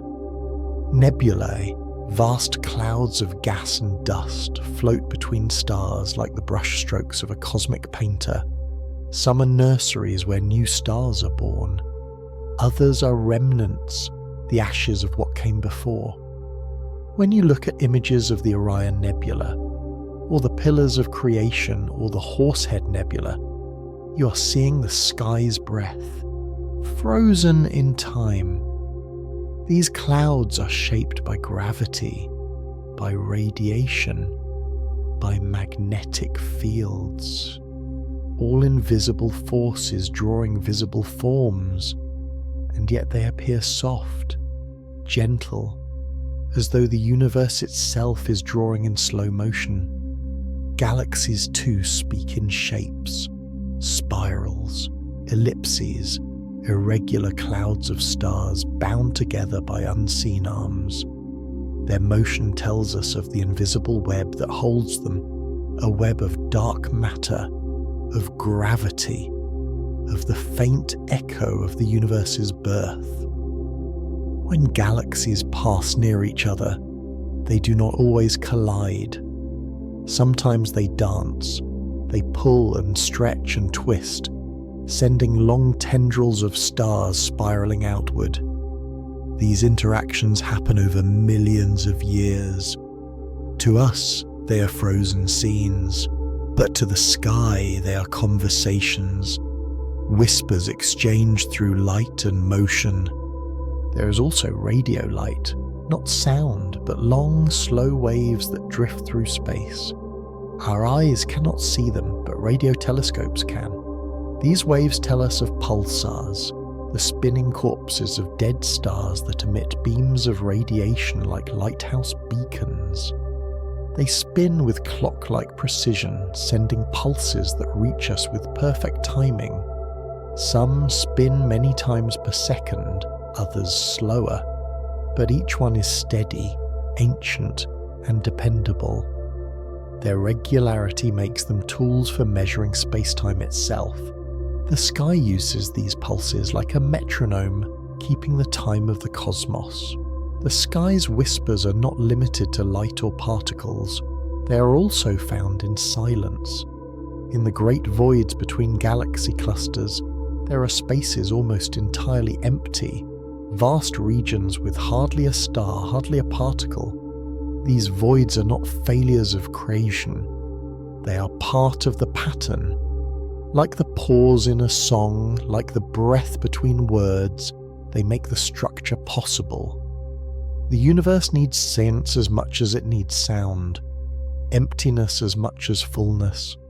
The sky teaches us this balance, that quiet is not absence, but presence in another form. Within this quiet is a mystery still unfolding. Dark energy, the gentle pressure that causes the universe to expand faster over time, is a whisper we still do not understand. It does not push in the way we expect. It does not speak clearly, but we feel its presence in the way galaxies drift, in the way space stretches. It is as if the sky is sighing, softly growing, always expanding into more, into possibility, into what comes next. You do not need to know all the answers to feel the sky. You do not need to name every star or map every nebula. The whispers do not ask for understanding, they ask for stillness, for listening, for being. The sky does not require you to solve it. It only asks that you notice it, that you remember it is there, always quietly becoming. And in that noticing, something inside you changes. The thoughts slow, the breath deepens, the questions soften. You remember that you are part of a story so wide it cannot be told in words, only in starlight, only in silence, only in the slow unfolding truth that you are made of the same dust that drifts between stars, the same dust that glows in the tail of a comet, the same dust that listens to the whispers of the sky and responds by wondering. So tonight, if the sky is clear, step outside, look up. Let your gaze fall not just on the brightest stars, but on the dark between them. That darkness is not empty. It is filled with whispers, some from the past, some from the farthest corners, some from within you. And if you listen, truly listen, you will hear it. Not a voice, not a sound, but a presence. The presence of something eternal, something kind, something vast enough to carry every light, every shadow, every question you've ever asked. The sky does not promise answers. It promises wonder. and that is enough. Let us return now, not downward, but inward, into the final echoes of this skyborn story. The infinite sky, with all its whispers, does not end when we close our eyes or look away. It continues above and within, quietly weaving its presence into every breath we take. There is no edge to this vastness, no final sentence to its soft-spoken song. The sky is not just a dome of stars. It is a mirror of our own longing, a reflection of the stillness we carry but so rarely touch. Even now at this quiet hour, light is arriving from places we will never visit. Galaxies whose names we don't know are sending their brightness across oceans of emptiness. That light slips through space like a whisper through a dream, touching nothing, disturbing nothing, until it finally reaches the lens of a telescope, the curve of an eye, the still surface of a soul. In this way, the sky is always arriving, always offering. And what does it offer? Not certainty, not command, it offers perspective. To look up is to be reminded that we are not the centre of the story, but part of a vast poem being written in motion, light and time. The stars do not orbit us, we orbit the stars. Our sun is one flame among billions. Our planet, a fragile seed drifting through a garden of darkness. And yet, we are not lost in this. We are found. For even the smallest leaf belongs to the forest. Even the briefest spark is part of the fire. The whispers of the sky speak of this belonging. They do not say you are small. They say you are part of all this. They do not say you are alone. They say you are woven into something ancient, something ongoing. To see the stars is to remember that your questions, your fears, your hopes, they are not strange. They are starlight turned inward. They are sky looking back at itself.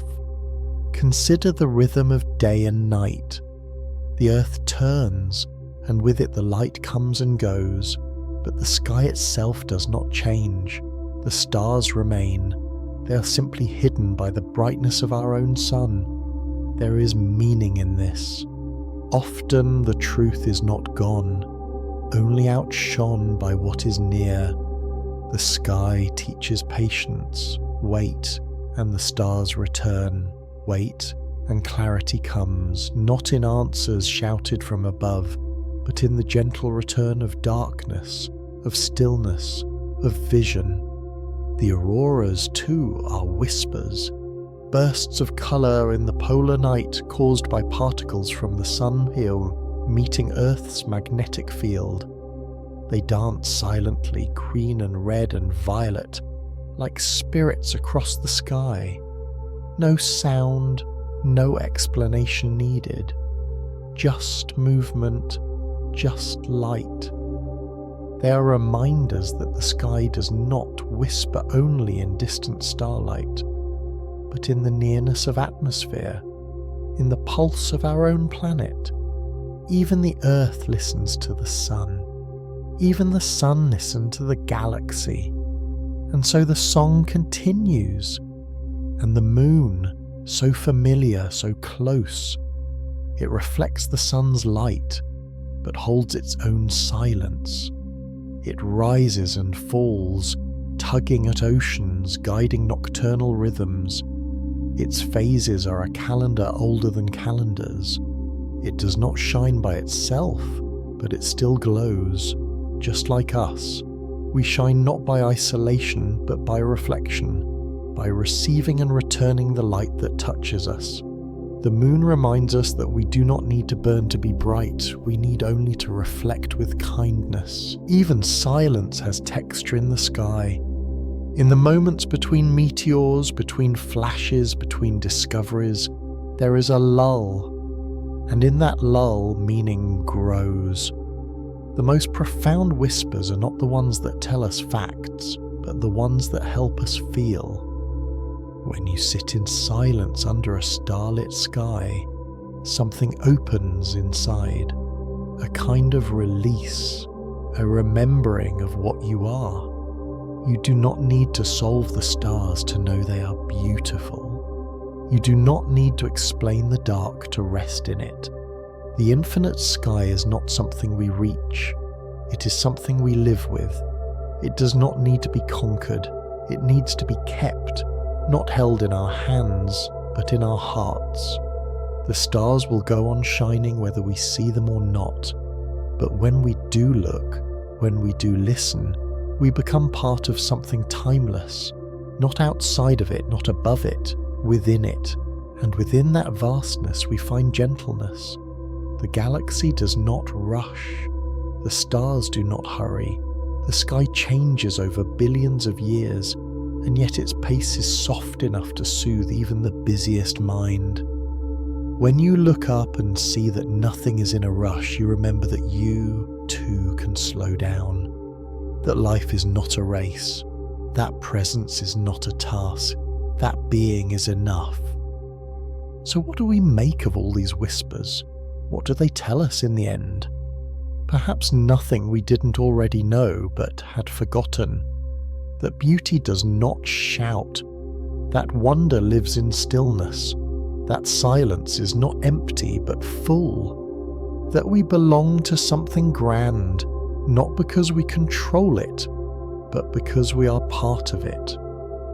The sky speaks these truths, not once, not loudly, but always gently. You may never know all the names of the stars, you may never see all the galaxies or understand every force, but you can feel the rhythm, you can rest in the glow, you can take comfort in the nearness of starlight and the quiet of shadow. And when you do, you are listening. You are joining the song. Let the sky hold you as it holds the stars. Let it remind you that nothing is too far to be felt, that no light is too faint to matter, that no question is too quiet to be heard. You are part of the whisper. You are part of the stillness. You are a part of the infinite sky. And now, as you rest, let that whisper settle in your chest. Let it slow your breath. Let it soften your thoughts. You do not need to know what comes next. You only need to know that the sky is above you, around you, within you, always whispering, always becoming, always home. There comes a moment when all the sound fades and all the questions quiet, that the mind begins to wonder, not just about what we can see or what we know, but about what lies just beyond it all, beyond the edge of the sky, beyond the reach of light, beyond even thought itself. There in that hush something stirs, not loudly, not quickly, but slowly, like a tide rising in the dark. It is the silence beyond the boundaries, and though it cannot be mapped, it can be felt. We live in a world filled with motion, with sound, with rhythm, the wind in the trees, the murmur of water, the ticking of time, yet beneath all of it, beneath the noises of life, there is something more ancient, more still, more complete. It is not empty, though it may appear that way. It is not cold, though it may seem far. This silence, the one that holds the stars, that cradles galaxies, that listens even when nothing is spoken, is the silence from which all things rise. The universe at its beginning was not silent. It expanded with fire and force, with heat and light, in a blooming too quick for time to count. And in that blooming everything was born, an energy, matter, motion. But even then something deeper surrounded it, like the calm surrounding a spark, like the breath before the word. Space itself, stretched wide, became the stage. And in that stretch silence settled, not absence, but potential, not nothingness, but waiting. Now, When we look out into that space, we see light from galaxies far away. We feel the pull of gravity. We listen to the echoes of ancient waves. But always there is more. Always there is a place just beyond, a patch of sky too faint, a region too dark, a corner too distant. These are not holes to be filled, they are thresholds. And the silence that lives there is not a mistake. It is a message. The observable universe has a limit, defined by the age of light, by the expansion of space, by the boundaries of time. But beyond that observable edge may stretch realms unseeable, not because they are hidden, but because their light hasn't had time to reach us. These places may be just like our own, or utterly different. We do not know. The silence there is real, but not because nothing exists. It is real because we cannot yet hear what it has to say. And still, we ask. We build telescopes that peer farther and farther. We tune our instruments to catch whispers fainter than the blink of a firefly. We send signals, hoping someone, somewhere, might be listening. This is not because we fear the silence. It is because we long to share it, to fill it with meaning, to find that we are not the only ones breathing beneath this sky. But perhaps the silence is not waiting for us to speak. Perhaps it is speaking already, in gravity that pulls without a sound, in particles that move without touching, in waves that pass through stone and skin and air. Silence is not the lack of sound, it is the presence of stillness. And stillness is a kind of music too, one that needs no notes, no lyrics, only the quiet recognition of being. In the regions between galaxies there is silence, no stars, no light, just the cold expansion of space itself. And yet even there particles drift, forces hum, fields stretch and curve. These are the background currents of existence, and though they say nothing in words, they hold everything. The silence beyond the stars is not blankness. It is structure too fine for the eye to trace. It is the breath between pulses. Consider the end of starlight. A photon leaves a distant sun and travels for millions of years. It may pass near planets, slip through dust, skim the edge of black holes. And maybe after all that it misses everything. No telescope, no eye, no mirror to catch it. It keeps moving deeper into the dark, into the regions with no name. Does that mean it is lost? Number. It means it is part of the silence, carried onward, weightless, quiet, eternal. There are stars being born right now in clouds we cannot see. They ignite in secret, behind veils of gas, behind curtains of dust. Their warmth has not yet arrived. Their light is still travelling, and there are stars dying too, their last breath already cast into space. But their silence hasn't reached us yet. In this way, we live in the middle, between stars that have already gone and stars that are yet to appear. The silence beyond the boundaries is also a silence between. And then there are the questions we cannot yet ask, the mysteries that have not yet taken form. Are there universes beyond our own? Are there dimensions folded just beyond our reach? We do not know, but even those possibilities are part of the silence. Not gaps in knowledge, but the space that knowledge one day may enter. The mind expands into those spaces like ink in water, slowly, delicately reaching, never quite touching the edge. This silence is not the end of science, it is the beginning. It is the reason we wonder, the reason we study, the reason we build. Every theory begins in silence. Every question rises from stillness. It is the soft soil where thought first takes root. And it is never empty. It holds every discovery that hasn't been made yet, every connection not yet seen, every awe not yet spoken, and if we turn our gaze inward, the silence is there too. Inside every breath, inside every heartbeat, inside the space between thoughts. We are not just explorers of the sky, we are explorers of Ihots.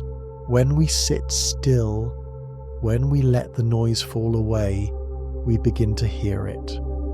The quiet beyond worry, beyond memory, beyond expectation. The same silence that lives in the stars lives in us. And so the silence beyond the boundaries is not distant. It is not foreign. It is the most intimate thing we know. It is the soft place where time begins and ends, where the universe was born and where it rests. It is the shape of what has not yet arrived, the home of what we cannot yet name. When you lie beneath the stars and feel the weight of that endless dark, do not be afraid. That silence is not the absence of life. It is the womb of possibility. It is where galaxies dream before they form, where ideas wait to be thought, where beauty sleeps before it blooms. It is not a void. It is a cradle. Let yourself rest in it. Let yourself be held by it. The silence beyond the boundaries does not rush you. It does not demand. It simply is, eternal, infinite, full, and within that fullness you will find not noise, not chaos, but a calm how deep it feels like truth. Not a truth made of facts, but a truth made of presence, a truth made of peace. This is the beginning of our last story. A story not of endings, but of quiet continuations. The silence is not what comes after the music. It is what makes the music possible. It is not what follows the light. It is what gives the light meaning. And it is always there, waiting gently just beyond the boundaries of what we know. Now let us drift deeper, past the first shimmer of wonder, and into the gentle vastness that lies just beyond. The silence we touched before, soft and vast, is not merely a border. It is a landscape all its own. It has texture, shape, and rhythm. The quiet between galaxies is not blankness.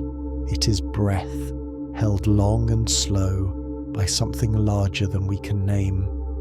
And just as breath fills lungs with life, this silence fills space with a kind of invisible song.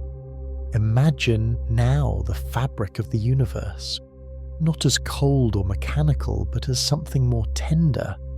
A soft net, perhaps, woven from space-time itself. This net holds everything: stars, dust, atoms, dreams. And in the spaces between its threads lies the silence, not as absence, but as space to move, to grow, to drift. Just as music needs quiet between notes to become beautiful, the universe needs its quiet to become whole. Cosmic silence is not so still, it expands.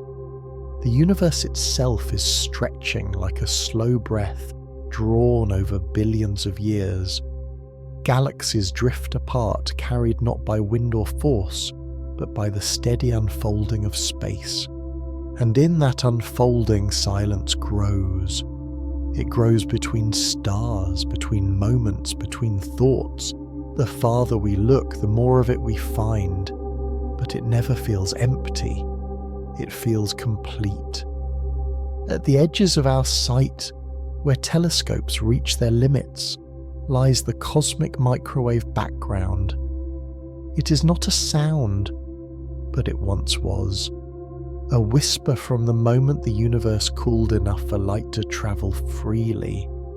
That light is still travelling, still arriving, wrapped in silence. It fills the sky like a soft memory, a lullaby sung in the first dawn. We cannot hear it with ears, but we can see it with instruments. And when we do, we are looking into the deep past, into the silence just after the first fire faded. This background is not smooth.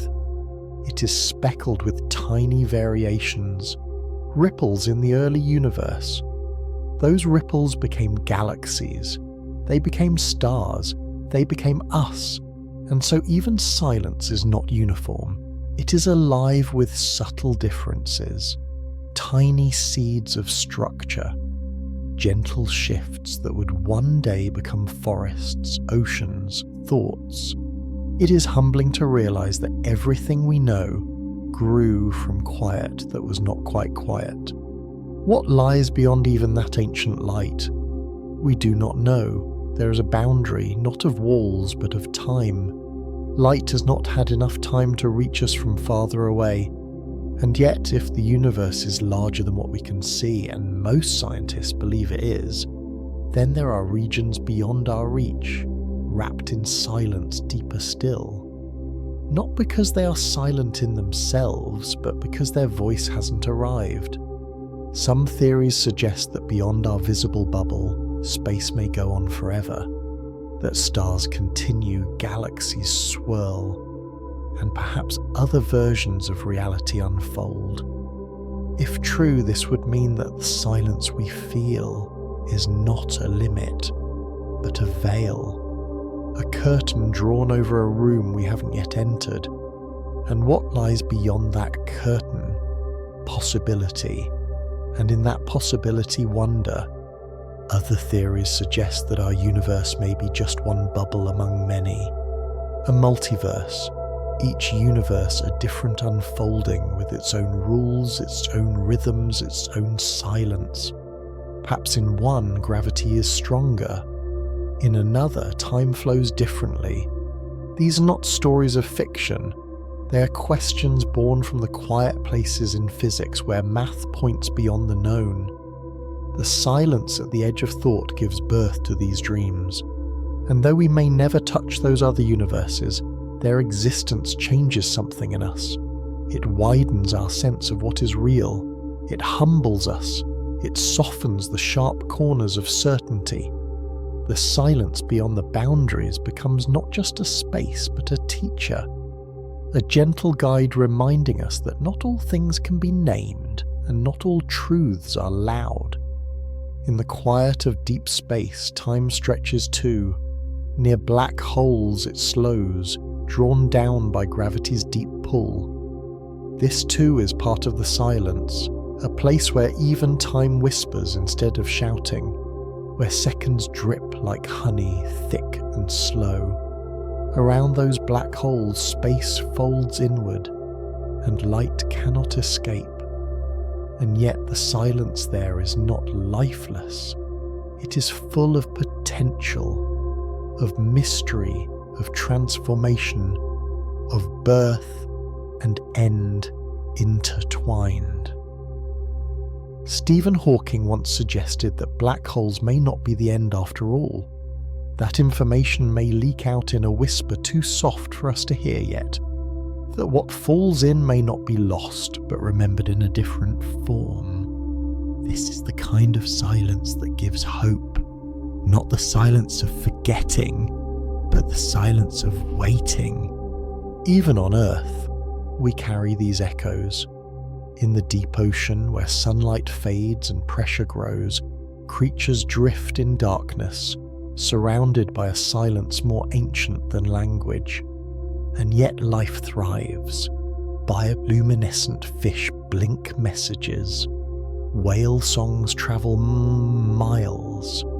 In this way, silence becomes not absence of voice, but space for voice to move. Just as in space, the quiet is not empty, but necessary. When astronauts orbit Earth, they describe the view as breathtaking, not just for the beauty, but for the quiet. The sound of engines fades. The buzz of gravity lessens. What remains is the stillness of the stars, the hush of Earthrise. Many describe a shift in awareness, something spiritual, something soft. a reminder that we are part of something immeasurably vast and gently alive. This sense, the overview effect, is not about knowledge but feeling, a kind of peaceful awe, a quiet inside awakened by the quiet outside. It is the silence beyond the boundaries becoming the silence within. It does not shout, it invites, it does not command, it calms, and so we find ourselves between the infinite and the intimate. We look up and out, but we also look in. The silence of space becomes the silence of breath. The silence between stars becomes the silence between thoughts. And in that shared stillness, something opens, not a door, not a window, but a moment. A soft understanding that we are not apart from this universe. We are folded into it, carried by its quiet. This quiet does not promise answers, but it does offer peace. It tells us that it's okay not to know, that the journey is not a race to the edge, but a slow walk through wonder. That sometimes the most profound discoveries happen not when we speak, but when we listen, and not when we act, but when we pause. We began by asking about the silence beyond the boundaries, but now we see it is not beyond, it is here, in this breath, in this somber night, in this moment. It touches everything, it touches you, and the more you listen, the more you find that the silence is not empty at all. It is full, full of space, full of meaning, full of the universe itself. And now, we come to the soft closing of this final story. We have floated among the edges of knowing, listened to the breath between stars, and rested in the hush beyond our reach. But the silence, gentle as it is, does not signal an end. It signals a return not to noise, not to answers, but to presence, to being here quietly, in a universe that speaks not only through light and force, but through stillness. Think of how every beginning carries silence, the space before a heartbeat, the hush before a child speaks their first word, the deep breath before a symphony starts. The same is true for the cosmos. Its earliest moment was wrapped in silence so dense it felt like eternity. Then came the flare of light, the rhythm of time, the unfolding of stars, but the silence never left. It simply stepped back, allowing the music of existence to bloom. Now, billions of years later, that silence still waits beneath everything, not like a shadow, but like soil, quiet, deep, holding everything that grows. The stars are its flowers, the galaxy is its trees, the thoughts in your mind, leaves fluttering on a branch, born from time, born from space, born from that ancient hush. You're not separate from it, you're part of its bloom. And perhaps in some distant future, when stars begin to fade and galaxies drift into the cool quiet, the silence will return in fullness. Not as a collapse, but as a closing of a book, the last page read, the story held in memory, the meaning still glowing long after the words have ended. But even then, it will not be nothing, it will be everything softly folded into stillness. Some theories call this the heat death of the universe, a time when all energy is spread too thin for stars to burn, when temperature evens out and motion slows, when light ceases and darkness reigns. But even that is not a silence of loss. It is a silence of balance, a rest, not an absence, a cosmic exhale. And who is to say that nothing will follow? Perhaps another breath, another beginning, another whisper into being. Other possibilities are more cyclical, that the universe may one day shrink again, pulled inward by gravity, reversing its expansion in a great slow spiral. And then perhaps a new burst, a new expansion, a new creation. Silence to sound, sound to silence. The universe breathing in and out across endless ages, each breath too vast to measure, each pause filled with meaning. And yet, even if no new burst comes, even if this is the only unfolding, there is peace in that. Because what we have now, this moment, this galaxy, this breath, is already a miracle. Born from the quiet, shaped by time blooming into awareness. We do not need infinity to find meaning, we only need to listen. Listen now to your own breath, not as something separate from space, but as part of it. The atoms in your lungs were forged in stars. The silence between your heartbeats is the same silence that stretches between galaxies. You are not outside the cosmos, staring in. You are within it, made of it, gently moving through it. And when you sleep, when your mind drifts into dream, that silence holds you. The darkness behind your eyelids is the same darkness that cradles the night sky. The stillness in your room echoes the stillness beyond the stars. You are never alone in that. The universe holds you, not tightly, not loudly, but with quiet care. There are things we may never know, places we may never reach, questions we may never answer. But the beauty of this great silence is that it does not demand knowing. It only invites being. It says, "You are here." And that is enough. And sometimes in your deepest rest you may feel it, not in words, not in visions, but in a peace so complete that even thought falls away. A peace where nothing needs to be changed, nothing needs to be done. Only the soft understanding that you are part of something vast and kind and patient. A cosmos that does not rush. A silence that welcomes. This is the true end of our journey, not in a boundary, not in a conclusion, but in a return to that which has always been. The silence beyond the boundaries is not a border you cross once. It is a home you return to again and again, in breath, in wonder, in love, in sleep. As your eyes grow heavy, let that silence wrap around you like a sky. Let it hold your thoughts, your worries, your hopes, not to erase them, but to carry them. Let it soften the edges of your day. Let it slow the spinning of your mind. You're not falling into nothing, you're drifting into everything. Everything that was, everything that is, everything that may yet be. And in that gentle drift, may you find not fear, not doubt, but rest. May the hush of distant stars become the hush in your own heart. May the silence beyond the boundaries become the silence within. May it stay with you. Tonight, tomorrow, always, because the silence was never far. It was always waiting. And now you are home.